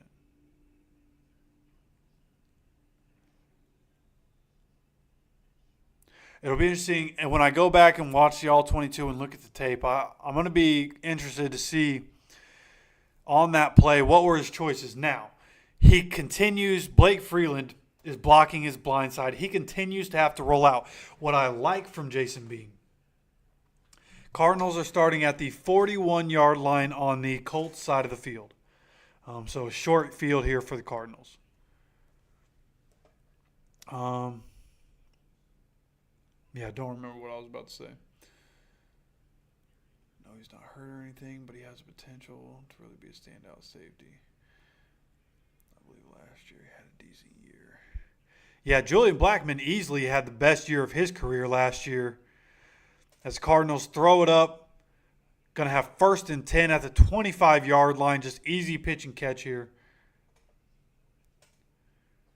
But yeah, Julian Blackmon, really good last year. Really good. One of the better safeties in the NFL. I think he had to miss a couple games, which is, Julian Blackmon. But, he did do really well last year. So here we go. Clock's running, coming up on a minute. They hand the ball off, getting a big run. Runner breaks a tackle. Segan Alubi unable to bring him down, and he gets up for about a 9.5-yard gain there for the Cardinals. Chris knows how to draft potential, and the coaches are doing well. Right, yeah, the potential part. Chris Ballard, really good at drafting potential.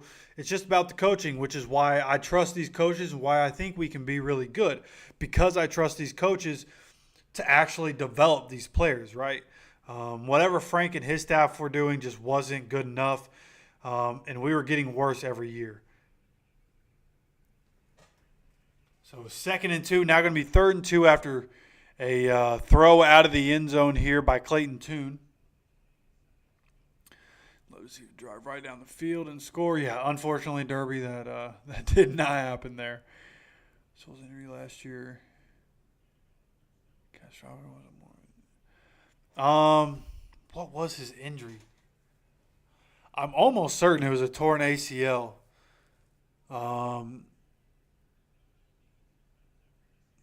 Yeah, I'm almost certain he tore his ACL last year. Evan Hull. Hoping Josh Downs and A.D. Mitchell both have breakout seasons. I feel we need to find out our true number 2. I know Alec is out there. I feel the wide receiver spot is up for grabs. 100%. It sounds like Alec Pierce is finally developed, right? Going into year 4. If they don't develop by year 4, they're probably never going to. Sounds like he's taking the step we'd hope he would. Again, we got to see it in game action. But it'll be interesting to see what happens, right? How do the numbers go? Because now we have so many, right? There are so many options. You have Pitt, A.D., AP, Josh Downs. You have all the tight ends. You have Jonathan Taylor. You have Evan Hull. You have Trey Sermon. Just not going to be enough touches to go around for real breakout seasons in terms of NFL. It's just you want to see guys consistently be able to make plays, right? Here we have Clayton Tune rolling out, going in, wide open, running touchdown here. He rolled out, and there was nobody on that side of the field that had eyes on Clayton Tune. He takes it in for the easy touchdown here. So going into halftime, there's 16 seconds left, seemingly probably going to be 10-7 here. And hopefully, throughout training camp practice with the Cardinals, the Colts were able to have a lot of explosive kickoff returns. That's what I want to see here. Get an explosive kickoff return here right before halftime, right? Change the game. We need those kinds of things. Who can step up and make the play on special teams to give us the lead going into halftime? We do get the ball coming out of the half. So if we go down somehow, we got 3 timeouts. If we go down and get 3 points real quick or get 7, that'd be great. Likelihood of that, very low, but that'd be cool. Talk about Latu. To me, he's going to be a great pass rusher. Yeah, I mean, Latu, I don't really talk about Latu because he's so polished. Like, what's there to say? Everything you say about Latu is, comparing him to guys like Nick Bosa, like DeForest Buckner did, or I think he looks a lot like I forgot to turn the audio back on for you guys. I'm so bad at this. I'll learn as we go through the season. I'll learn. Yeah, but I think he's TJ Watt on film, so he's just going to be so good right? And he's everything we expected throughout training camp practice so far. What we saw from him in last week's game, like he's so good that he's almost like a veteran in the league, and there's not really much to talk about. I just think he's going to be incredible. The only reason he doesn't get to double-digit sacks this season is because Tyquan Lewis has a chance to get on the field as Anthony Gould brings us out of the end zone. Gets tackled at the 25-yard line. Thought he was going to break through. I didn't see the guy that was tackling him. He just got down real quick. Okay. He's probably not going to do anything here before the end of the half. But yeah, I think Latu's going to be incredible, man.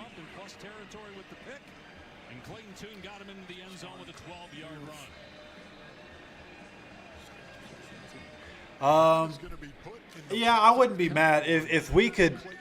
If Jason Bean ends up on a practice squad, I'm good with that, right? More than okay with that. I think there's enough that as Evan Hull's running here, Evan Hull unable to get out of bounds, so this one going to keep running the clock. Well, now we're at halftime, 10-7 at the half. But yeah, I do think Jason Bean will end up on could end up on our practice squad. And when I get back, we'll keep talking. I'm going to go ahead and go use the restroom. I got to use the restroom real bad. So I'll be back in a few minutes. Yeah. Probably a good time for everybody to take their bathroom breaks. We'll be back.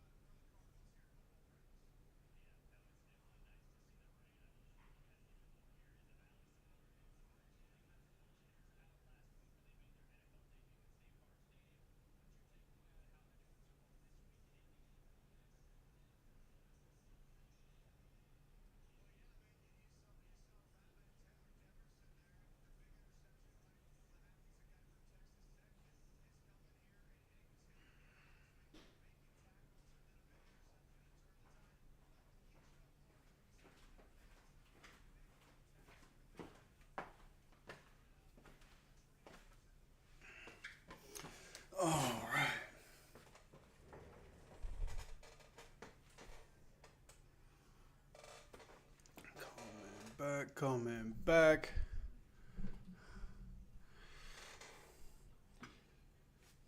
Oh, I forgot my hat. It's okay. I'm supposed to have this on anyways.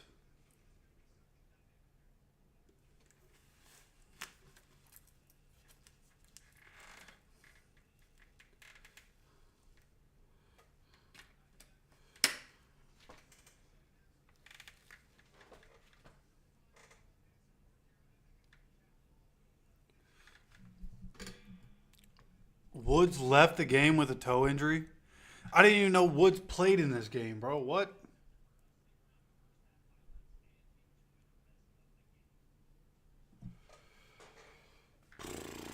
Ain't no way, bro. There's just no way that's real.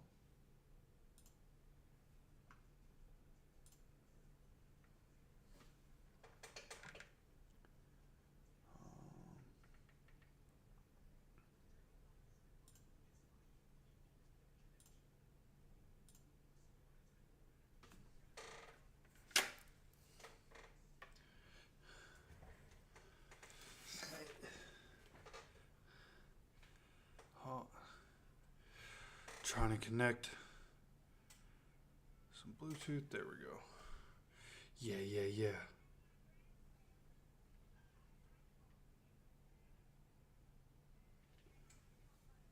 Oh.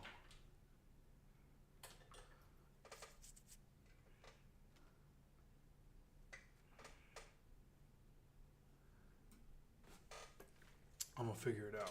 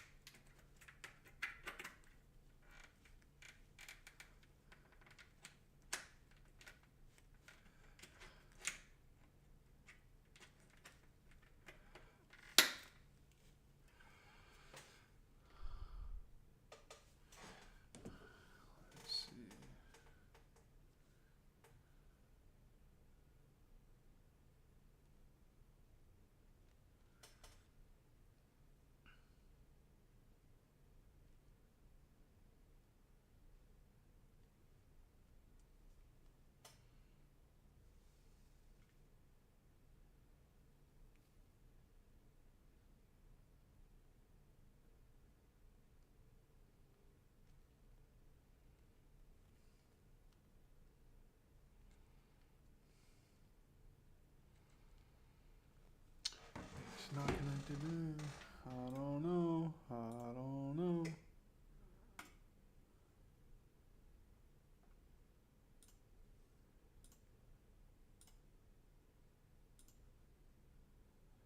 don't get it.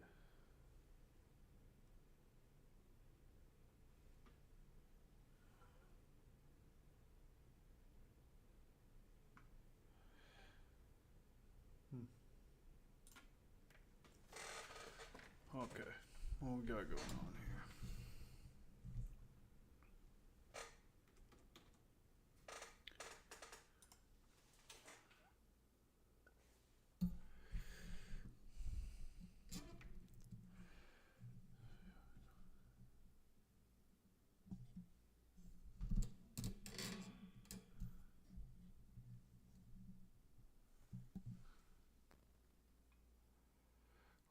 Let's see.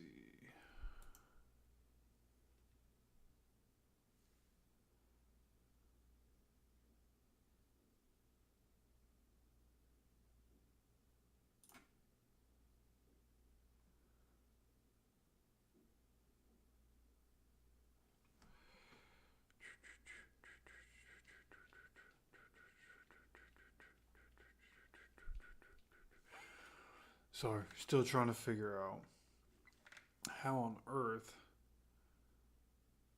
to get this sound to play through my headphone. I don't have Bluetooth hooked up. And it's not gonna work? Huh?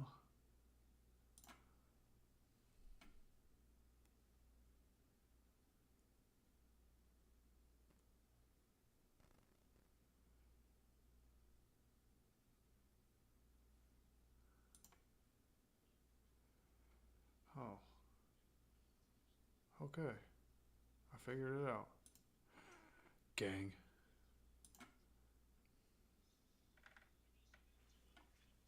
All right. We're in business.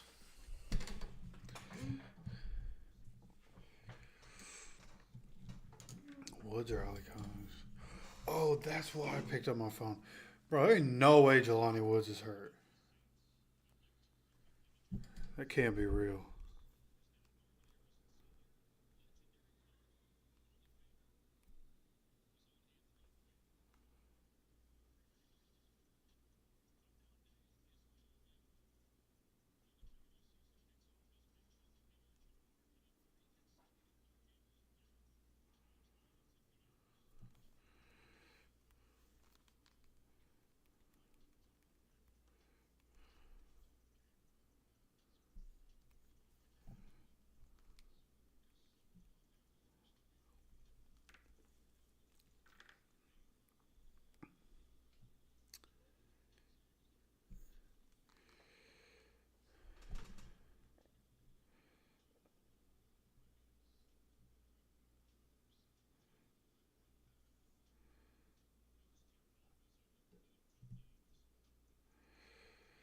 Bro, he's actually hurt.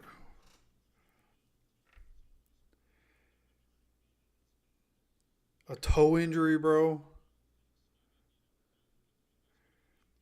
People called me crazy when I just mentioned the possibility. Just the possibility. Possibility that Jelani Woods might get cut if we only want to keep 4 tight ends. I don't know how much Shane Steichen's gonna keep taking it. He's never coached Jelani Woods, right? A few practices, 2 mini camps maybe, right? Like, ooh, that's crazy, bro. Out with a toe injury. I also saw, and I don't know who's behind Indy Sports 1. But apparently Juju Brents has a nose injury and was ruled out as well. How serious that could be, who knows?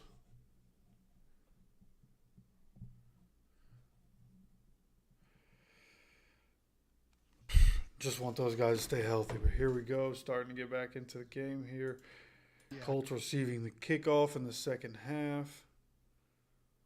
Dave, it was a good week for us here. Anthony Gould returning once again, gets up to the 24, 25-yard line. Keep the team together, go to a hotel and stay for the week, and then really the 2 practices were you can't measure how much we got out of those. It's we can control the tempo, we can set up certain situations, we can put Michael, if you're talking about the sweatshirt that I had. I got that one as a gift. I have no idea where my mom got that one. It's a long time ago at this point that I got that. But that was a gift.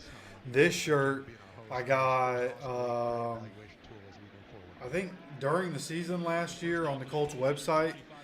Would they still have it there? I have no idea. As Jason Bean keeps it on the option for the first play of the second half and gets stopped 2 yards behind the line there. Saying, we could do this twice. We could practice against another team 2 times. There are teams out there that are already doing this. Would you be okay with it? Yeah, Wolf, I think we talked about that this week, and I think, you got to find the right balance. And it's, I think the 2 days that we got in this week. That's a fact, man. I thoroughly enjoy it. Especially because, this is, as Bean throws it down the field a little bit, Laquan Treadwell getting a catch in the middle of the field here. Good job to catch that one in traffic. Knew he was going to take some hits in the middle of the field. Colts pick up 12, 13 yards, somewhere around there.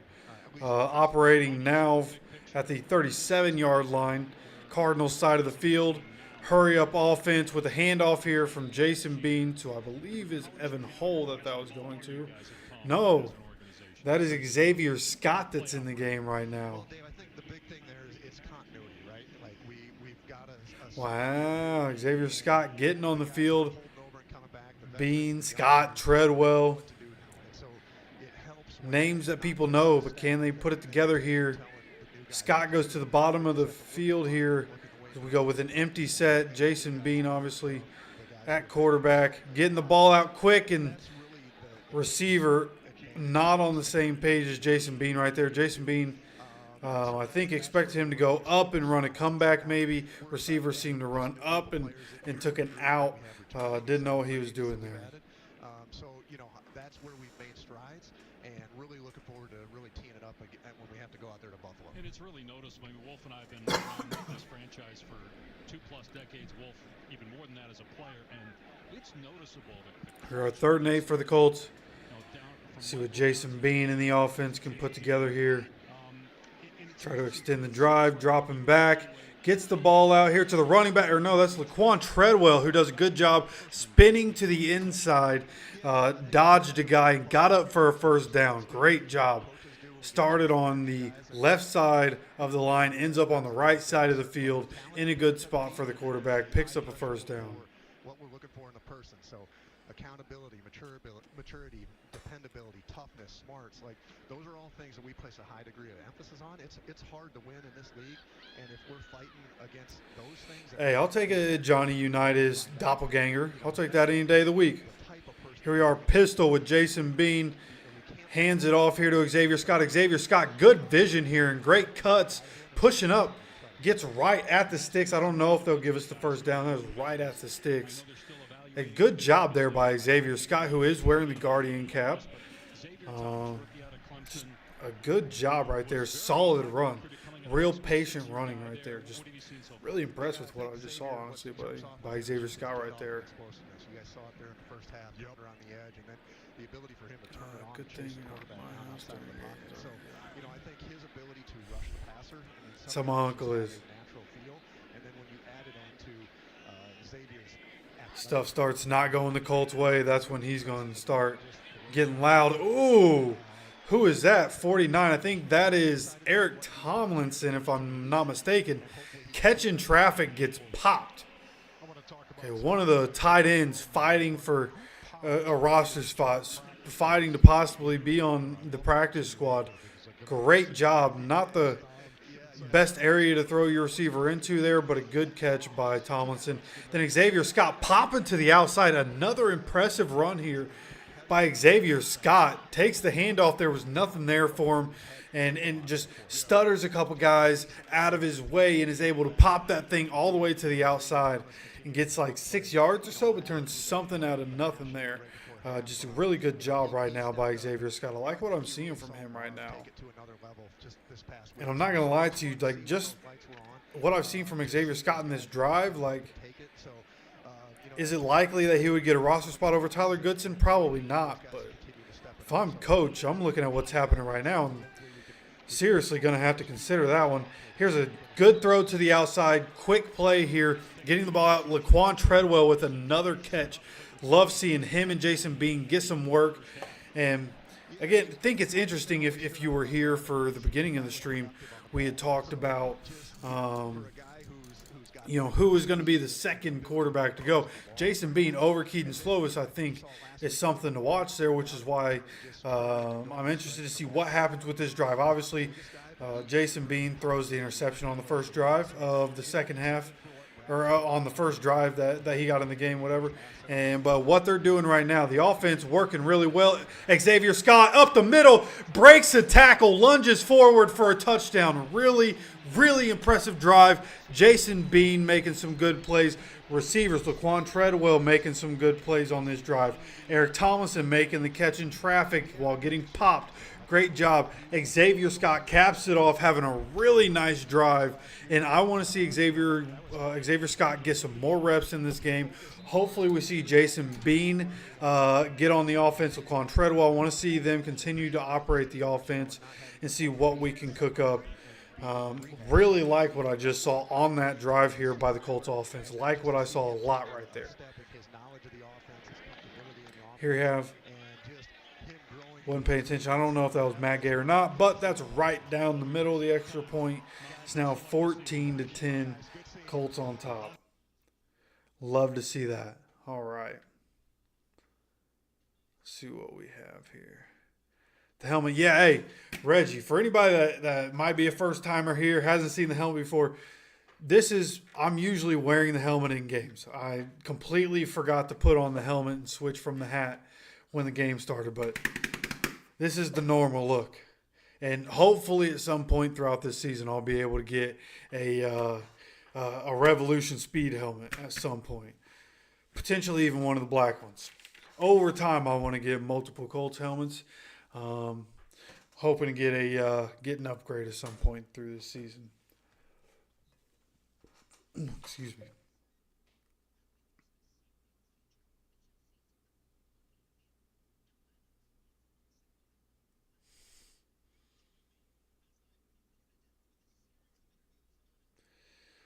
Reggie, the starters didn't get reps in this game because of the joint practices.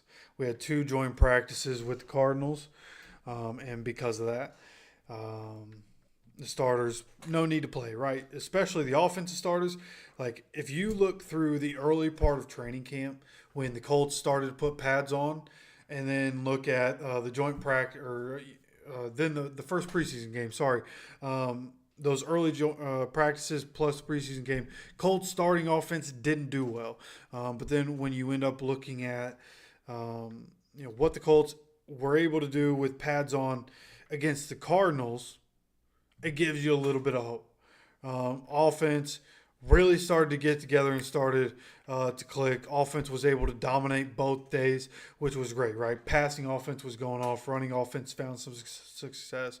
The kickoff return was really good. We were able to get explosive plays from all the different guys that were returning kicks from us in the practices with the Cardinals. So that hasn't been able to translate so far.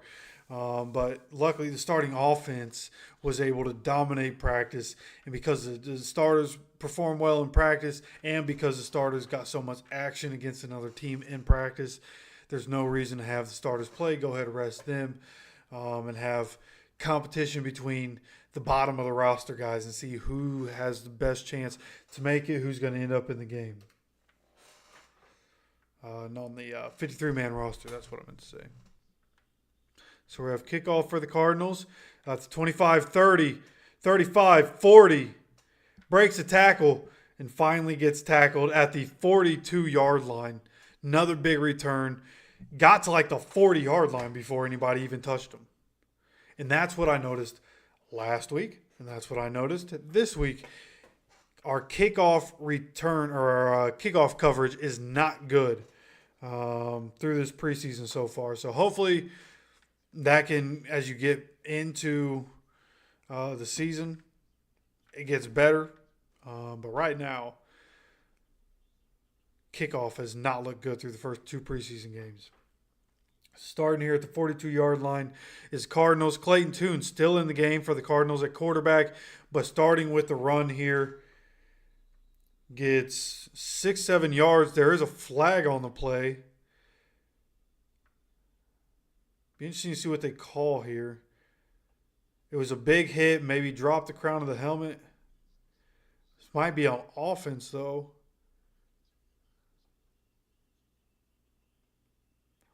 Holding on the offense is one of them. But face mask on the defense. So offsetting penalties. All that for nothing.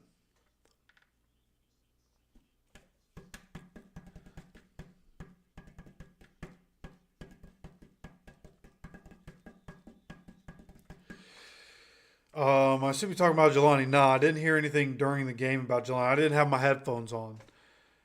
So I couldn't hear it throughout the game. I wasn't hearing the commentators and what they were talking about. Here we have 1st and 10 for the Cardinals from the 42 once again. And here another run, basically getting to the exact same part of the field. Yeah, turf toe's not good, right? Hamstring bothered him all year last year. Turf toe, if he has turf toe, he's going to be out a couple months probably. And high chance of re-injury with that one. If he tries to come back in season, you know. Go wear a shield on your helmet.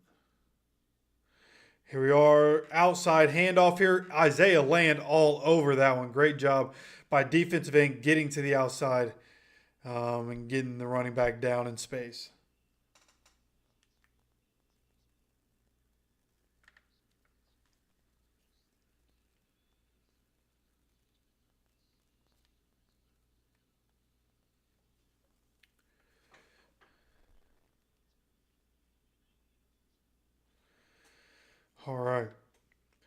Looks like we have a bunch of guys at the line of scrimmage right here. One safety back, dropping back to pass. He dumps it off to the running back here on 3rd and 7. Oh, and he gets the first down, breaks a tackle, ends up getting the first down. Wow.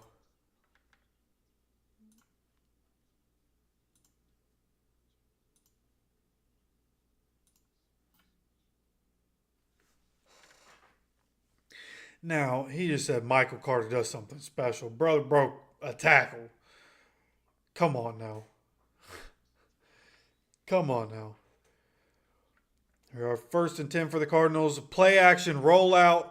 Everybody went with the running back on that one.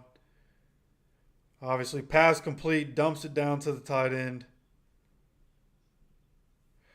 Going to be 2nd and 1 here.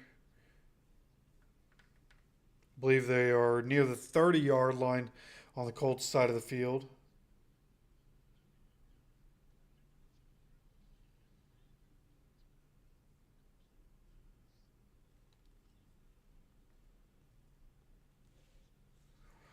Here we are, 2nd and 1. Cardinals sending a motion here. Oh, no. Oh, no.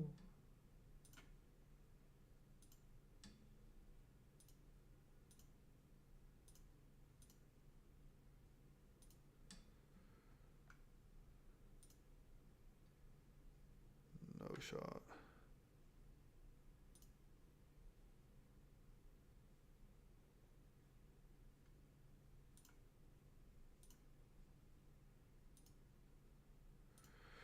Oh no.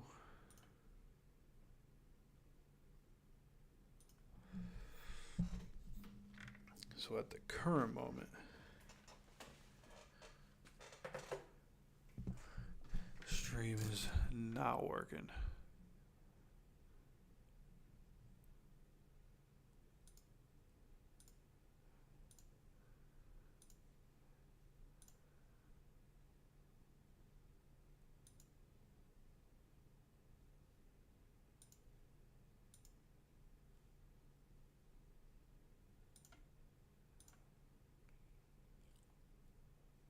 How about that?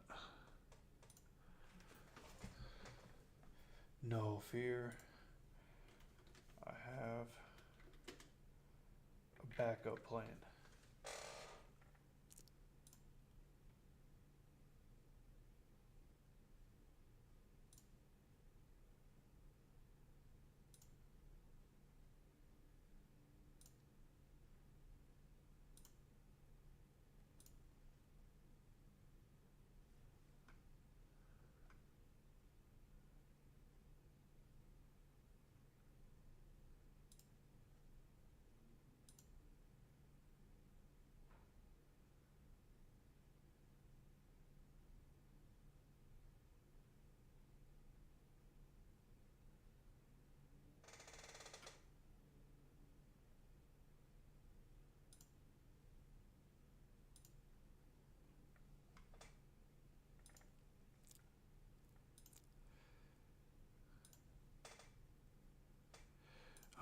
I believe the score is 14-10. Currently having some technical difficulties. I think I'm about to be able to get it back. Yes, here we go. Here we go. Good, good, good. There we go. There we go. There we go. So yeah, score is still 14-10, but the Cardinals are in scoring range right now. They're driving on the Colts, but it's 3rd and 5. Currently at the 9-yard line, 5:21 to go in the 3rd quarter. Yeah, without DeForest Buckner and Grover Stewart in, we look very weak in the middle. Tommyade's been good, but I feel like Tommyade might be more of a guy that needs a pass rush from the inside. Maybe not as good in run fits. Maybe needs to develop into that.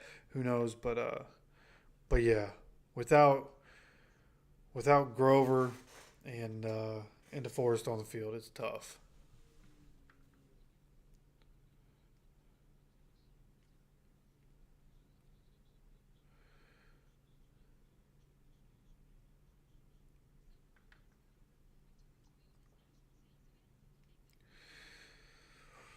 Yeah, I mean, I like the way the kickoff was before. I didn't think that they needed to start tinkering with it at all. I thought it was always fine. They changed it to, touchbacks go to the 25. I thought, whatever. That's fine. Why they they say it's for the safety of the game and whatnot, but I don't know. Like, at some point you just have to understand that, like, football is football. It's a physical sport. That's what football is. It's a physical sport. We're at a point in history where there's plenty of education out there, plenty of data on the dangers of playing football. You can educate people on how dangerous it is to play football, and if they decide that's what they want to do, then why are we trying to stop? You know what I mean? Like, I just think, and maybe that's just an old school thought, right? Like you said, it's just not football. At some point, you change the game so much that it's not the game you once loved. You know what I mean? That's what I don't want it to turn into flag football. Like, I know that's super generic to say, but like it feels like we're like actually possibly moving that way, and I just don't think that that's a positive. I don't think that's positive for football.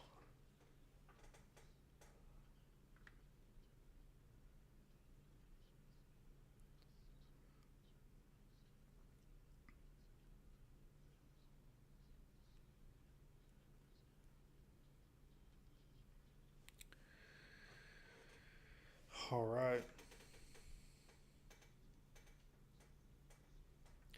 See if we can get a decent kickoff here. All right, nice kickoff return. Who's that? Tyler Goodson with the ball. Tyler Goodson gets up to about the 34-yard line on that one. Nice burst there from Tyler Goodson.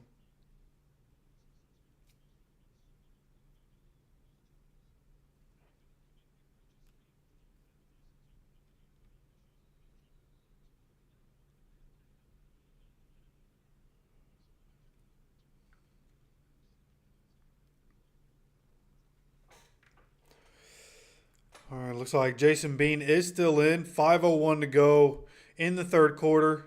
Looks like Xavier Scott with another nice cut here. Gets up the field, gets a first down on first down. Xavier Scott just continuing to show great ability right now to bounce away from people. I really enjoy this.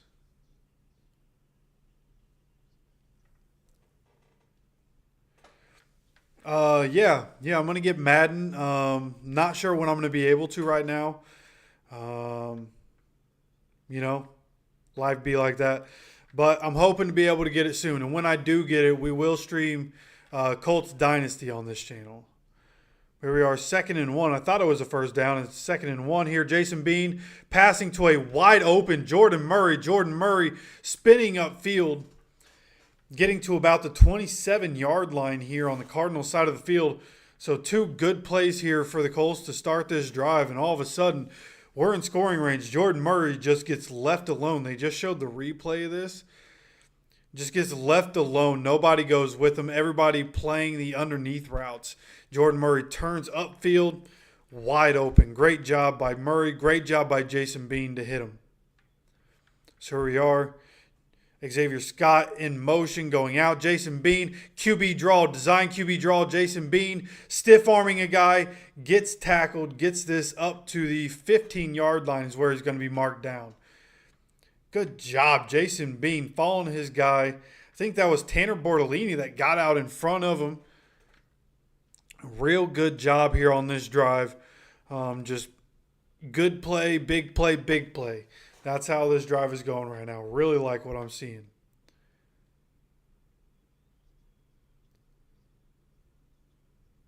All right. See what we can muster up here. Starting at the 15-yard line, 1st and 10. Laquan Treadwell on the outside. They're handing it off to Xavier Scott. Great cutback.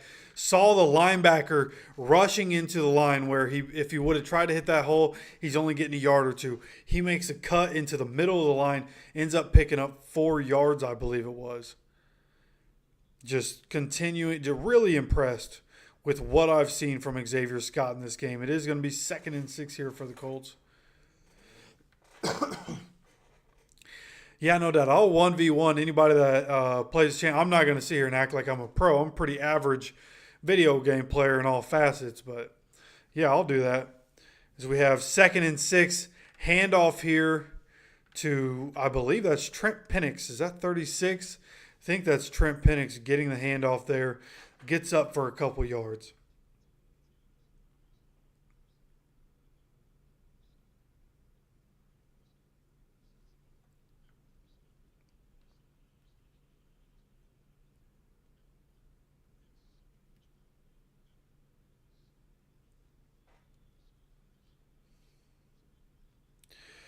All right, 3rd and 6 from the 11-yard line. See if we can't get a first down or a touchdown here.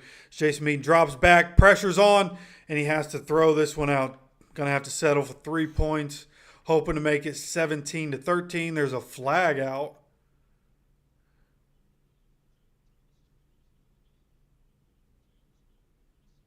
See what this flag is. Wow. Getting bailed out. Colts get bailed out with an illegal contact penalty, a 5-yard penalty, but an automatic first down.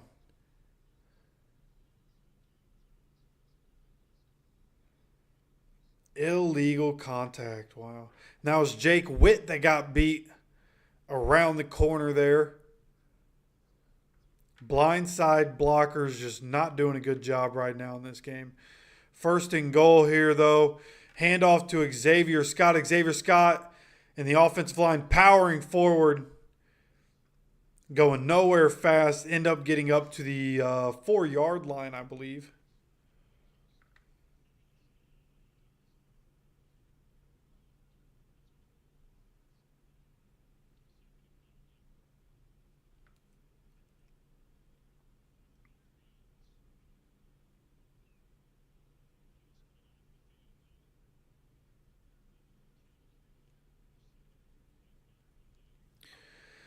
All right, here we go. 2nd and goal. Let's get into the end zone, Mr. Bean. Nice play action. Looking downfield. Jason Bean to run. Tries to run it over a guy. Tries to hit stick somebody. Wow, him and Wilson colliding at the goal line, coming up just short of the end zone. Jason Bean going for it all here. Knows he's fighting for a roster spot. Tries to bulldoze the safety or the corner, whatever he is. And that's a stalemate right there, ladies and gentlemen.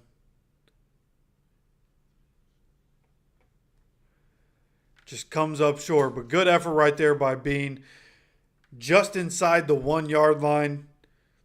See what we do here. Hand it off to Xavier Scott. Xavier Scott, good bounce out. Boy, comes up inches short of the goal line there. Almost got there. Looked like he was going to be stopped at or behind the line of scrimmage, and he was able to bounce it just enough to a spot where he could pounce up and almost got to the goal line. 4th and goal.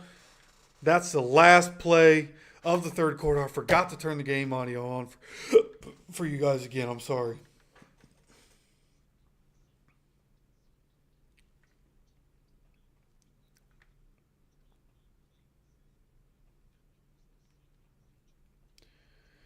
All right, let's see here.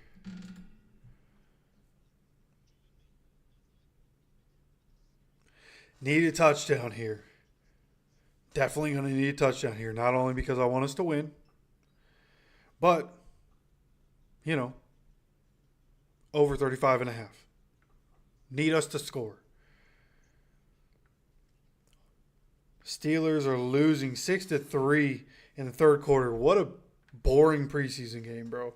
6-3 in the 3rd quarter. I thought they had, Russ and Justin Fields playing? Is that not the case? I thought the Steelers, that'd be a more exciting game, to be honest with you. Panthers, Jets is 9-6 right now. Wow. I thought the Commanders would be able to beat the Dolphins today. Dolphins are up 13-6 right now. Titans are currently down at the end of the third quarter, 12-7. Rams are currently tied with the Chargers, the two teams in LA, battling it out in the preseason. 6-6 right now. And the Jaguars are beating the Buccaneers 10-7 at the beginning of the third quarter.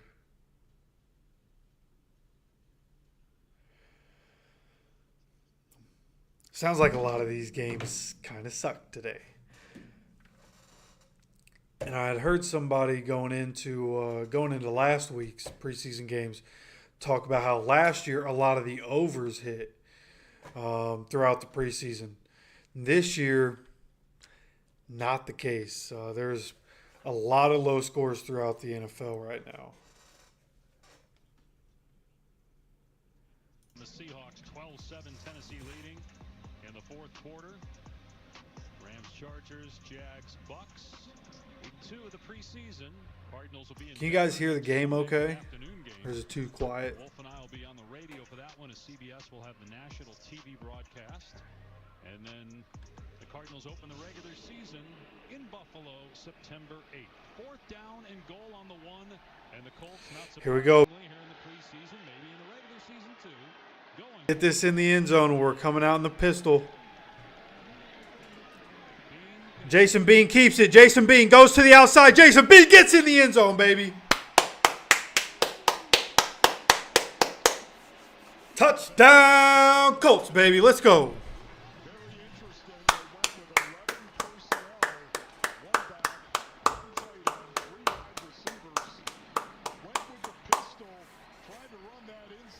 Love to see it. Love to see it. He's a good athlete and can run himself right there. Pretty much stood up walking in. Let's go. Exactly what we needed, baby. Currently 20-13, Matt Gay for the extra point. Kick is up. Kick is once again right down the middle. Matt Gay, a perfect 3 for 3 right now. 21-13, Colts up by 8 in the fourth quarter, baby. 14:55 to go. Let's go, man.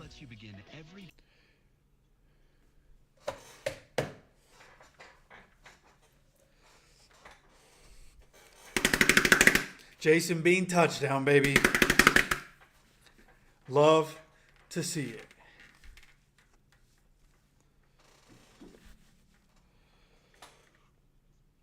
And I like that through 2 preseason games, our offense can still put up points. We put up 30 points with all of our offense, all together, put up 30 points. And then this week, we've already made it to 21. So that's great news, right? Even when it doesn't look pretty, we're still able to put up more than 20 points even in the preseason. Even with all our backups. None of our starters played.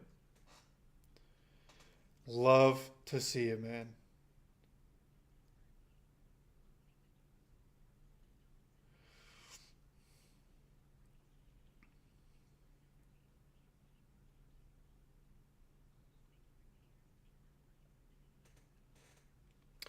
I just want to hit a single parlay. Just once in my life, I want to hit a parlay. I'm going to hit a parlay one day, bro. I'm going to hit a parlay by accident one day. One day.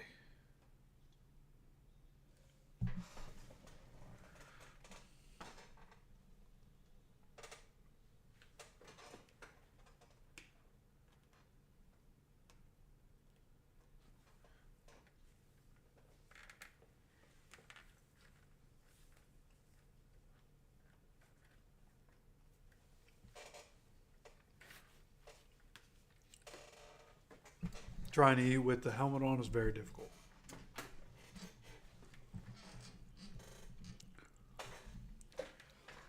All right. We're in the fourth quarter. It's 9-12.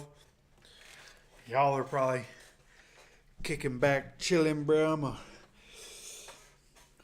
to lean this thing back. That's my favorite part about this chair, bro. Being able to lean it back like this We're big chilling.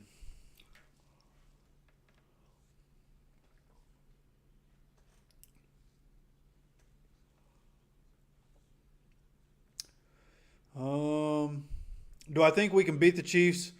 Yeah. I'm on record saying that if Anthony Richardson stays healthy, if Josh Downs takes the next step, which it looks like he is, if Jonathan Taylor stays on the field, if A.D. Mitchell is as advertised, and it seems like he is, I think we could be the team in the AFC that gives the Chiefs massive issues. And I really believe that. It really comes down to our defense, right? Patrick Mahomes against our defense. And if we're going shot for shot and it's, 42-40 at the end of the game, do you trust our defense to stop Patrick Mahomes from getting a field goal? I don't know if I do, Who quarterback keeping it here? I don't believe that's Clayton Tune anymore. No, that is number 19. It's Desmond Ridder. Right, that's their other quarterback. Clayton Tune playing 3 quarters. Desmond Ridder getting the 4th quarter here. Somebody who has actual starting experience. It'll be interesting to see how the depth on our defense does against a guy with so much experience starting in the NFL compared to them. Here we are, 2nd and 11. Looks like it was an option play. Desmond should have kept it, but he hands it off. And this only gets a couple yards here for the Cardinals. If Desmond keeps that, he gets easily a first down. Probably gets 15, 20 yards, maybe even more.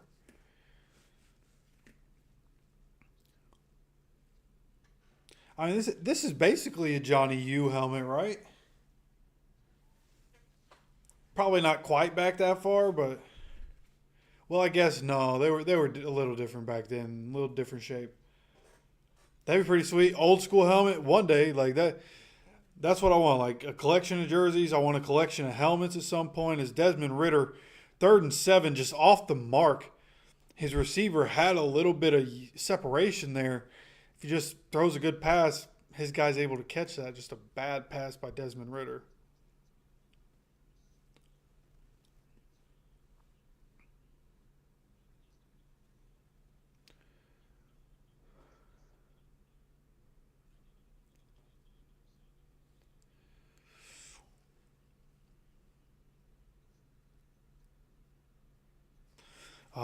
I don't think the Cowboys are playing yet. I think their game started?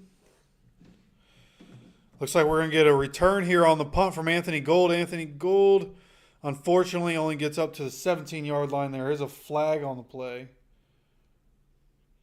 Yeah, Cowboys game starts at 10 o'clock.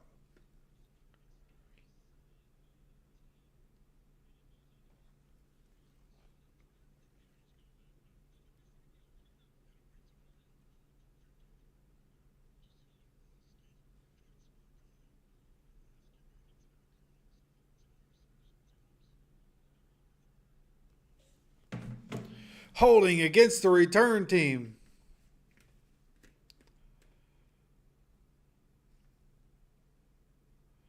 Yeah, don't get me wrong. I enjoy being the age I am, Just feels right, But there's definitely that part of me that thinks back to guys like Johnny Unitas, Jim Brown. Would have been cool to see him play back in the day, O.J. Simpson before everything. Stuff like that. Even the early years of the Colts and Manning and Edward James and all that. I remember a lot of that. But, when Edge got drafted in, 98? And then Payton was the next year in 99, I'm pretty sure is how it went. I was 5 and 6 years old. I can remember watching the Colts, in 2000, 2001. So, again, it was early on when I was a fan. That's also when the Colts started winning, right? They were 3-13 in Manning's rookie year. But, yeah, there's definitely sometimes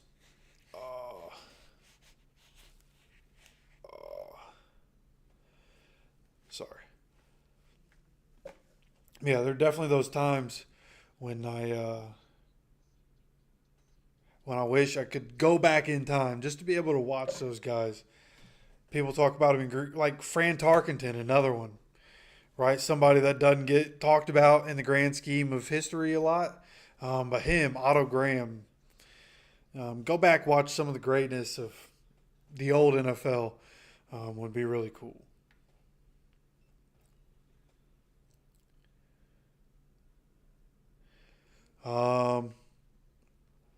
I am 31 years old. I turned 31 years old back in May of this year.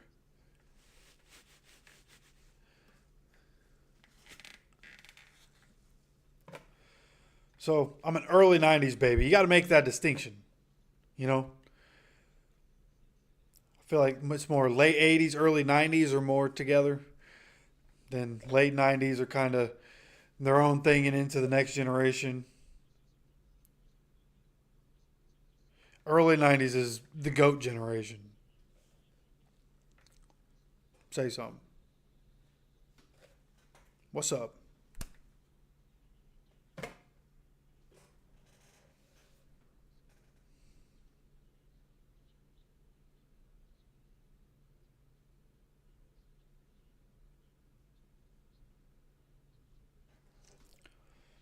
Oh, you guys can't hear all this.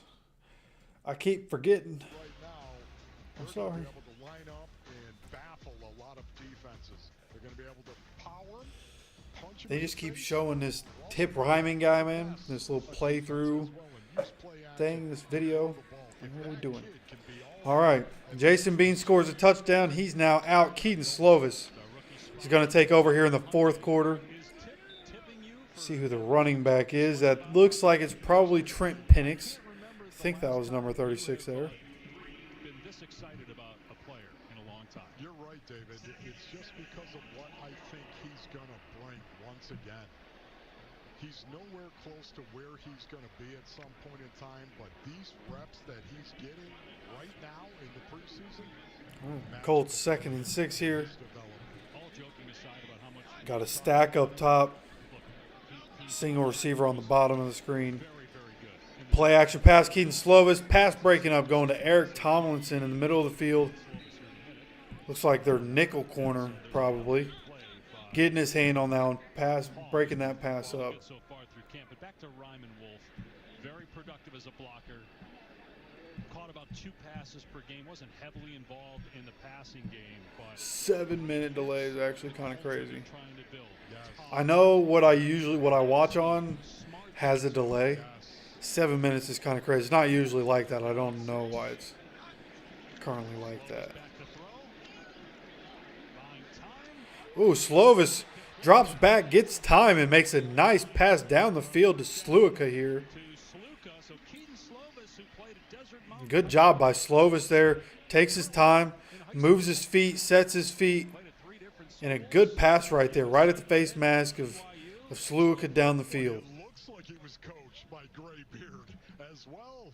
Just see his eyes down the field, waiting on that deep in route, that dig route.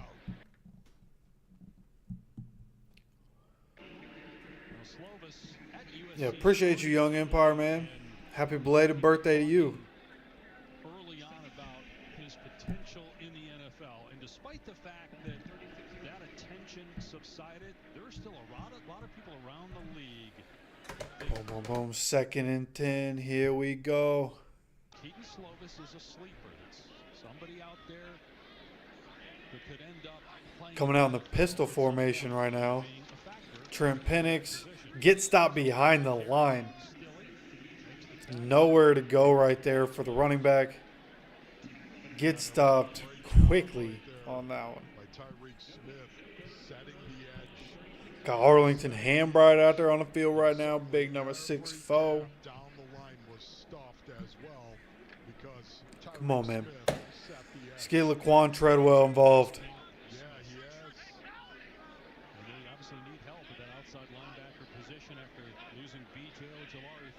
We go 3rd and 11. Slovis dropping back.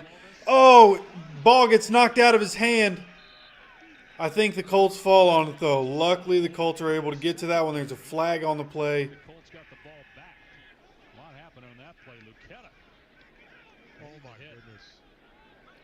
David, that was Wow. ballroom brawl on a Saturday night right there. The flat boots went on. Illegal contact, defense, number 30.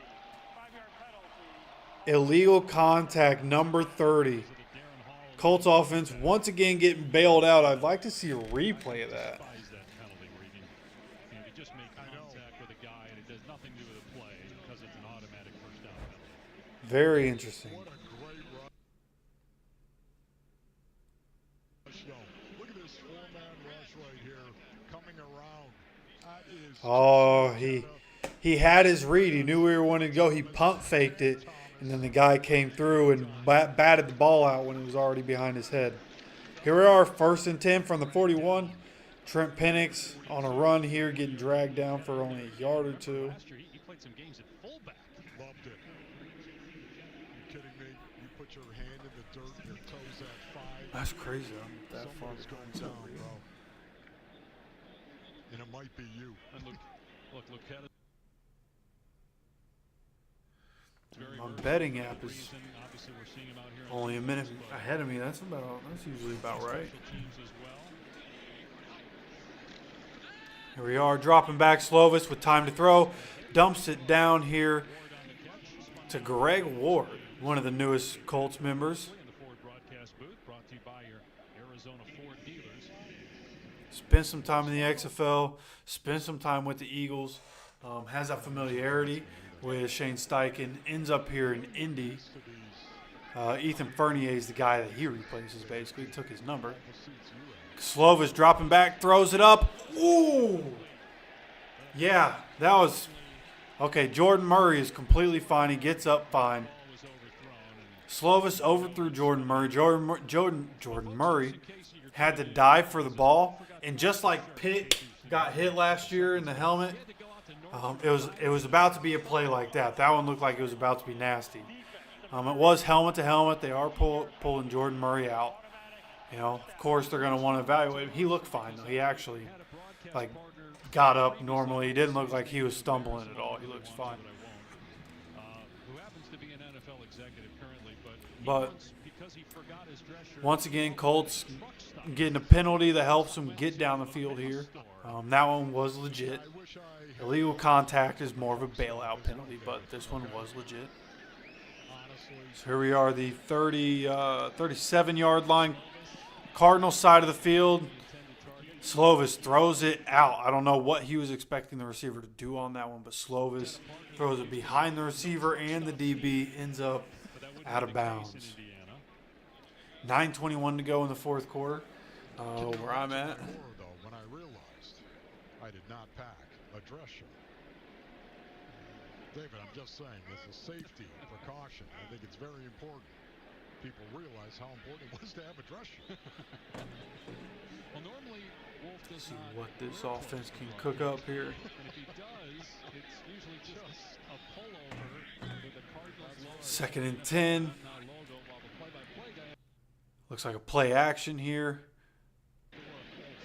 Slovis instead pulls it down, dives forward for a couple yards. I mean, the broadcast team, the announcers are supposed to dress alike. We're the only broadcast team in America, regardless of sport, where one guy wears a suit and the other guy wears sweats. So here we are, 3rd and 8. Time to see if Slovis is going to make some noise or is he going to be the odd man out after this game. They're going to trim it down one quarterback after this game. If they do, what happens right here could have a big impact on that. Keep this drive alive. Slovis breaks a tackle, looked like face mask, and then he almost throws an interception. That looked like hands to the face on a quarterback, but that should have for sure been an interception. A panic throw right there by Slovis. I mean, 52 comes in. Nobody touches him. Comes in on the blitz.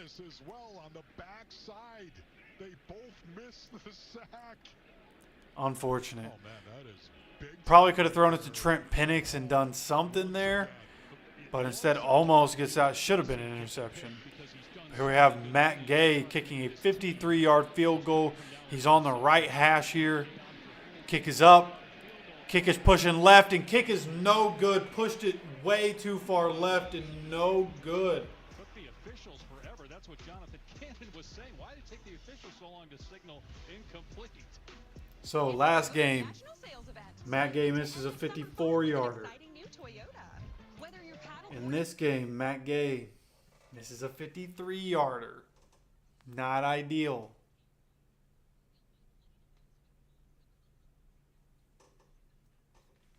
Hey, man, those of you that have been kicking it this whole time, man, I appreciate you stopping by, staying this coming up on 2.5 hours we've been here.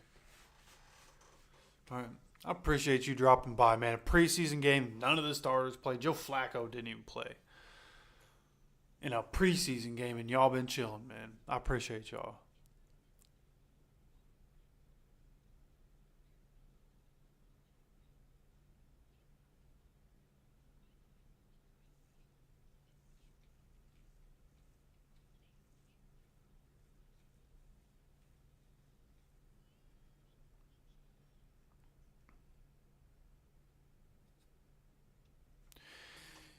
You know what? When I'm done here, I'm pretty sure I'm going to be playing. So I'm going to be playing some Halo with one of my cousins, and I'll be doing that. If I do play with them, I'll do it on Twitch.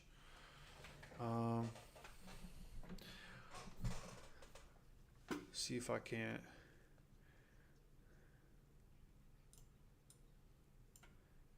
Get my Twitch here.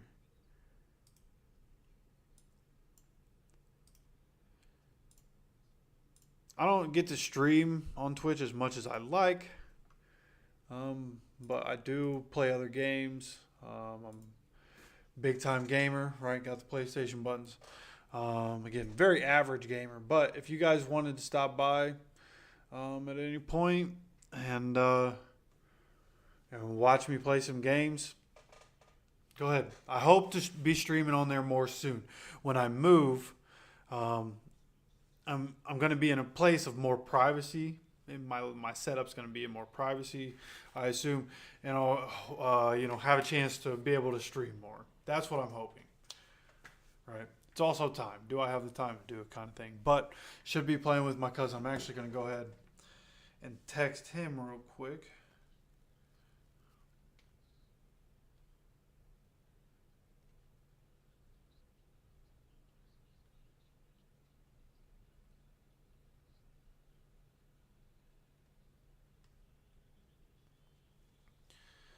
All right. Got that out of the way real quick.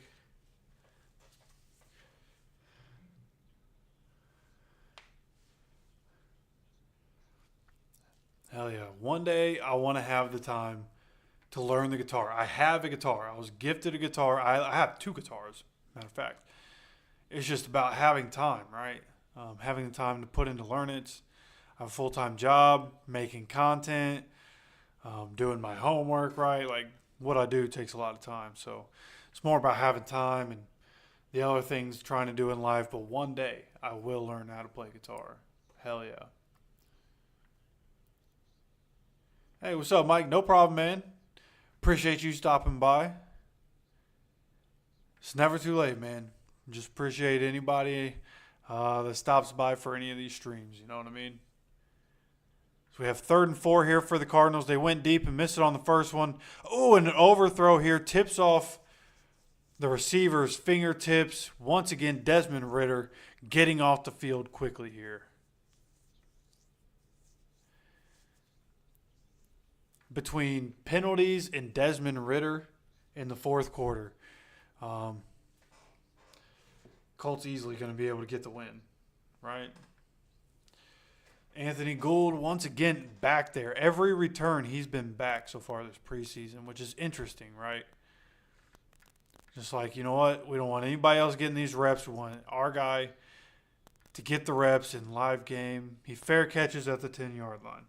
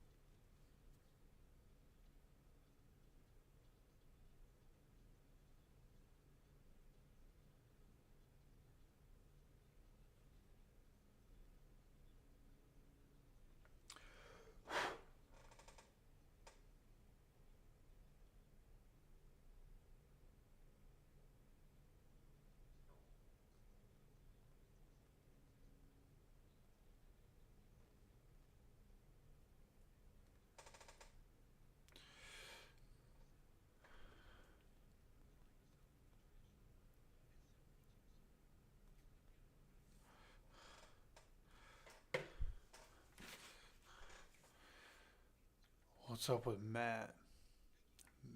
Matt. Who's Matt? Am I tripping? Matt.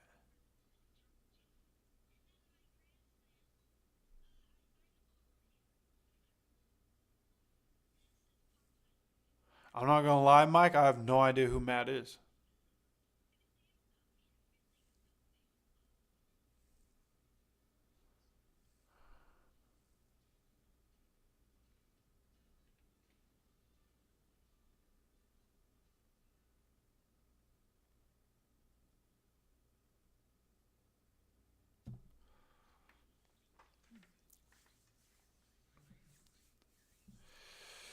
Yeah, listen, if I get enough success on, right, Matt Gay, right.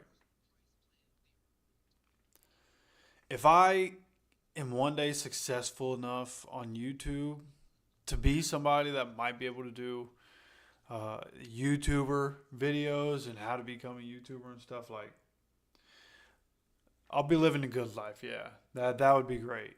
You know, be able to make a life out of talking about football, and especially this, right? I never really envisioned only talking about the Colts when I started talking about football.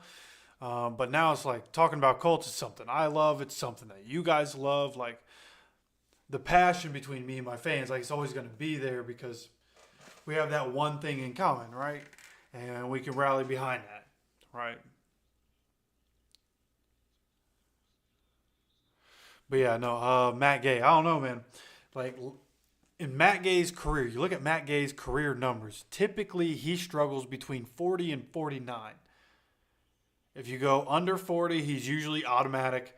Above 50, he's really good in his career. Even last year, it was like that. 40 to 49, he was missing a few. But then was nailing 50-plus yarders, even in the elements, like in the Baltimore game. So, I don't know what's up with him right now. Just some things he's going to have to fine-tune as we go forward. As Treadwell gets another catch here. Good job by Slovis to take his time, scanned the field, went through his progressions, and did a good job finding Treadwell. Treadwell getting open there. Really like what happened right there. Wasn't paying attention the whole time, but the little bit that I just saw. Just good job by Slovis. Good job by Treadwell.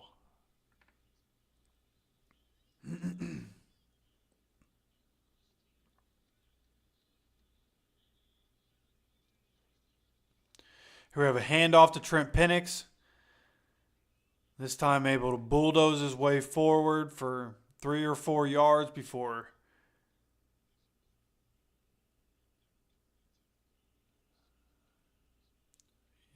one of their corners, real small guy, came up and popped Trent Penix. Hall playing well right now. Should have had an interception.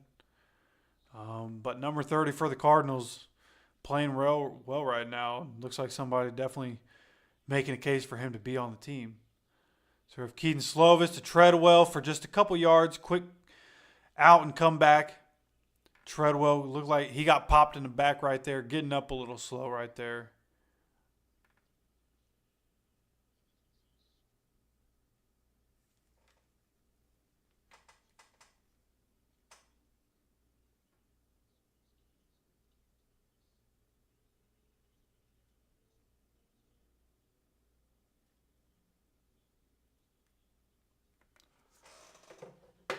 Here we are, 3rd and 2. Let's see if Slovis can keep the boys on the field.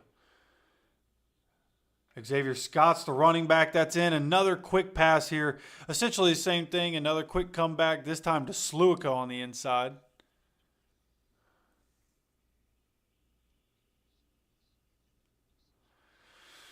This is really all you want, right? At this point, they're running 4-minute offense, right? Which 4-minute offense is just taking time off the clock. Obviously, it's more than 4 minutes. But that's essentially all we're doing. We're just trying to matriculate down the field, keep the ball, keep possession, be smart. Keaton Slovis dropping back, dumps this one off to Eric Tomlinson out in the flat, gets up for 5 or 6 yards right there. Get another good decision. Just keep the ball, keep possession, keep running time off the clock. We're up 21-13. We're up near midfield. Desmond Ritter's the quarterback for the Cardinals. So this one's pretty much in a bag. I'd like to see Scott get some more carries here. He's on the field right now. Let's go ahead and hand this off to Scott, huh? It's what they do. Unfortunately, not much there. And gets tackled real quick. Yeah, Mike. Yeah, that's right. You haven't been here, bro. Yeah, been gushing about Xavier Scott, man. He's looked really good. I've been really impressed with how he's looked today and what he's been able to do. So it'll be interesting. Trey Sermon's been hurt. Does Evan Hull and Xavier Scott having a good day force him to come back in the next practice, right? Is he going to come back quickly? We'll see what happens. I think Scott, a good run here by Scott. Gets up the middle. Boom. Ends up getting hit right there, goes down. But, man, what a play by Scott. Broke a tackle, gets the first down, breaks the tackle, and is able to bounce that away from people into where some open field was. Just another good play right here as we're talking about him. Really like what I'm seeing from him, man. That's why, we saw 2 plays from Xavier Scott, and I said that I'd rather have Xavier Scott on the active roster as the 4th running back than Tyler Goodson. And as we've continued to go on, it just further proves the point that I'd rather have Xavier Scott than Tyler Goodson. Another handoff, but big 57 here. Sheds a block, gets in the backfield quickly. No opportunity for Scott to get away from him there. I'd like to see a replay of that just to see whose fault it was. Doesn't look like we'll get one. I'll have to watch all 22 on that one.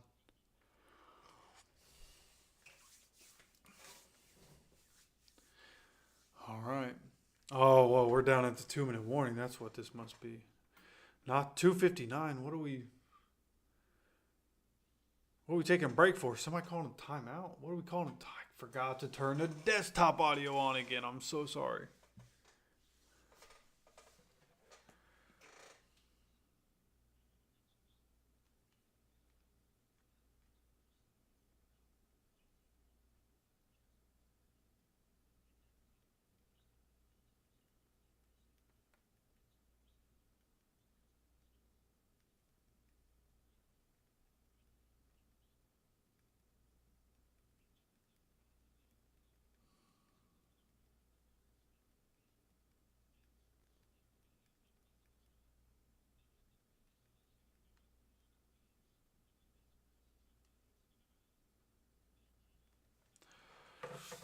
All right.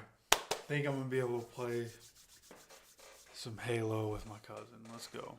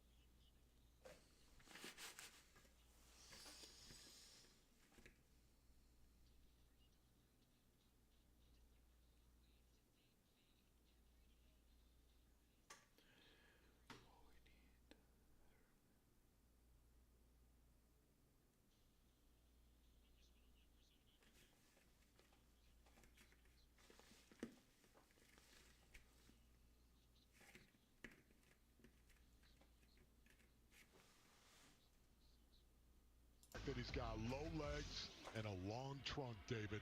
Low legs plus long trunk equals catch the ball. Of course, his dad. Talking about Marvin Harrison Jr. there. We have Keaton Slovis dropping back. Looks like Jordan Murray's about to be open. Nope, he gets dumped down here to Laquan Treadwell. Not mad at Laquan Treadwell getting a catch. Let's go. Yeah, it looks like Arizona's calling timeouts. I don't know. Set the game clock to 2:54. Thank you. Come off the ball and run a route. Yeah. I mean, The precision. I guess real game situation, right? Coach is going through real game situations, and they're At this level. So impressive. He's, It really is. And, it's interesting you talked about the routine. he's trying to win the game. They just showed Marvin Harrison Jr. over on the bench all laid back. Looked like he was about to fall asleep, and I think he saw himself on the Jumbotron. He sat up real quick. Keaton Slovis dropping back, 3rd and 6. Gets the ball out. Laquan Treadwell creates separation, gets the catch for a first down. Arizona not calling a timeout here. That one's basically going to seal it. If we didn't get the first down there and stayed in bounds, they probably would have called the timeout. Oh no, they are calling. Okay, they waited about 10 seconds and then called the timeout. Again, a much older guy. The way he carries himself. He's been raised as a professional by his dad. He's been around it his whole life. Now they're resetting the game clock. See how much time they put back on. Very thoughtful, very intelligent, loves football, and I can't wait to see him in action this year. No, I'm with you on this. Oh, they only put a second back on. 2:45 left in the fourth quarter. He's a football player. He's not a wide receiver. He's a football player that happens to be a wide receiver. Does that make sense, David? He loves the game. I've seen him crack block on plays where he was physical with the edge guy. I've seen him do it. He's a football player. We go 1st and 10, currently at the 24-yard line. Cardinals side of the field, getting in scoring position here. Handing off to Trent Penix, and once again Trent Penix losing a yard.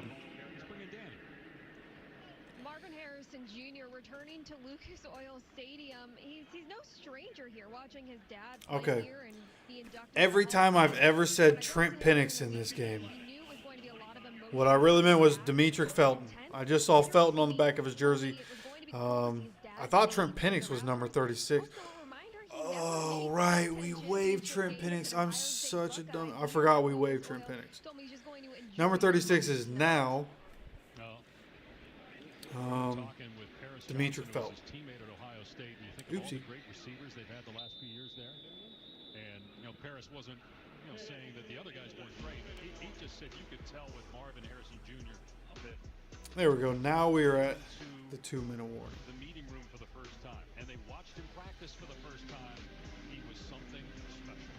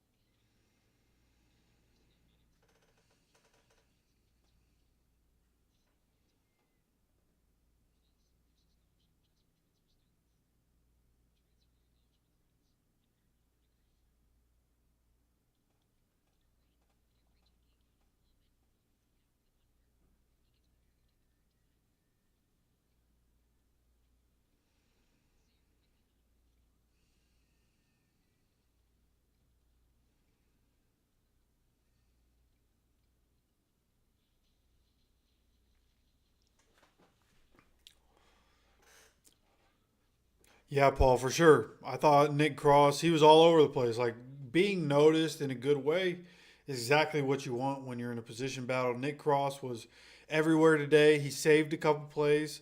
He was in the right place at the right time in a couple places. And then just made some overall solid plays.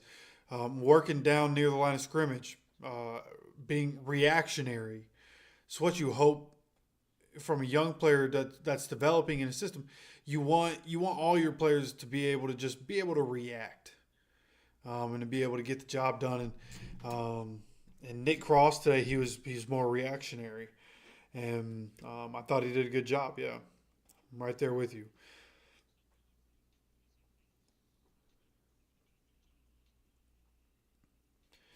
Yeah, Clayton Tune is for sure in front of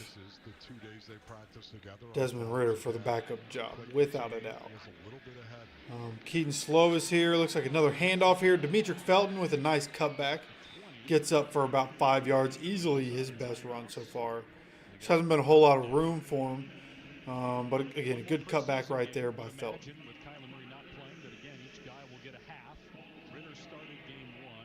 Started tonight. We'll see how coaching staff handles that for next weekend's game with the Broncos. Such a tough situation. You see Desmond Ridder sitting there with Clayton Tune, and these guys are teammates. You know, they want to support each other. And yet at the same time, they may be fighting for the exact same spot on that roster. Here we go. Play action pass here. Looks like there might have been miscommunication there. Ends up 4th down, goes down as a sack. A good kicker, certainly capable of making this and making it a 2-score game. And when I say they might be fighting, because it's going to be 24-13. Colts are going to hit the over, please. It also comes down to please. The Arizona Cardinals keep 3. Would they keep a 3rd quarterback? Will they keep Desmond Ridder if he loses? I could see that. Yeah, Bob was reckless and Bob was dangerous. Nick Cross got a minute before we get to that point with him, but he's actually on the field, maybe just waiting for the play clock to get on to 1, so Steichen can call timeout, and let's see what. Yep, they're still going to kick it, but going from whether you keep 3 or 2, a lot of it depends on other positions, but also. Do you feel 31 seconds taking a timeout. Again, can you get him through waivers, or is somebody going to sign him? Yeah. Because if you sign a guy that's on waivers, he Nick Cross just needs to keep doing what he's doing, keep developing, keep getting better. I think there's a good chance both Tune and Ridder could get signed eventually. If they are released. Nick Cross would be incredible. 34-yard field goal attempt here at the right hash again. Let's see if he pushes it left again. He did push it left. He missed again. No way. Touchdown and a 2-point conversion. Obviously, you're asking a lot. Basically, go 70 yards with no timeouts in less than 30 seconds.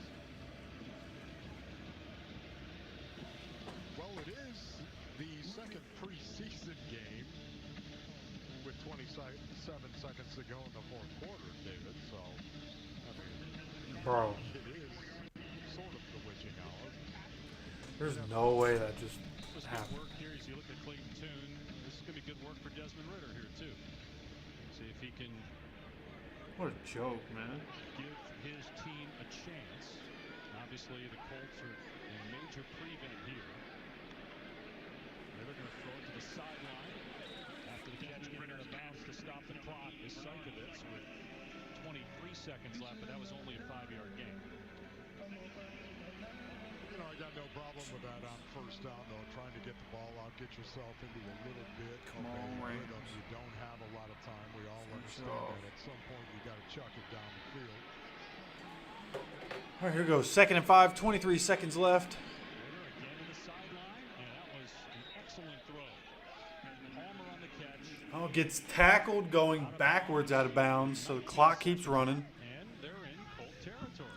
Oh no, they're counting him out of bounds. That wasn't okay. Throw right there by Desmond Ridder on that out, that deep out. That is big time right there. Oh, you know what? There is a different holder, right? It wasn't Rigo. I wonder. I wasn't even paying attention to that. I wonder if it was Rigo for both of them, or if it was the other guy for Rigo for the first one, or that guy for both of them. Good eye, Paul. Good eye. I didn't even pay attention to that. Ritter gets him set, but there's movement, and a flag comes in with 5 seconds left. If that's a false start, the game's going to be over because there'll be a 10-second runoff. 10-second runoff because the Cardinals are getting hit with the false start. That'll do it, ladies and gentlemen. Colts getting the win. 1-1 in the preseason. There's a lot of players out on that field. Liked some stuff that we saw today. There were some guys that Rigo wasn't here at all tonight. Okay. Nice. I didn't know that, Paul. Hell yeah. Good information. Thank you. For real. Thank you for that.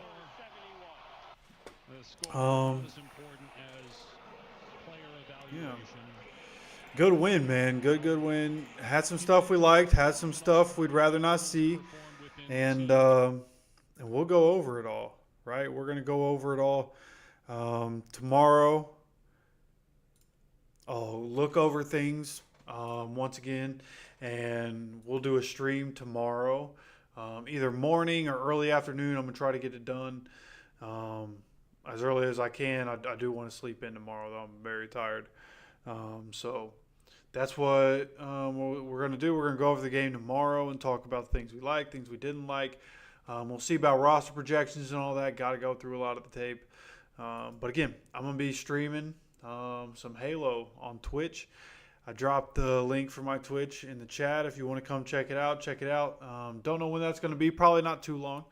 But we're going to just go play some Halo, right? Couple of 30-something-year-old guys going to play a little bit of Halo and have a little bit of fun tonight. So join me over there. And, of course, we're going to keep the content rolling on the channel, right?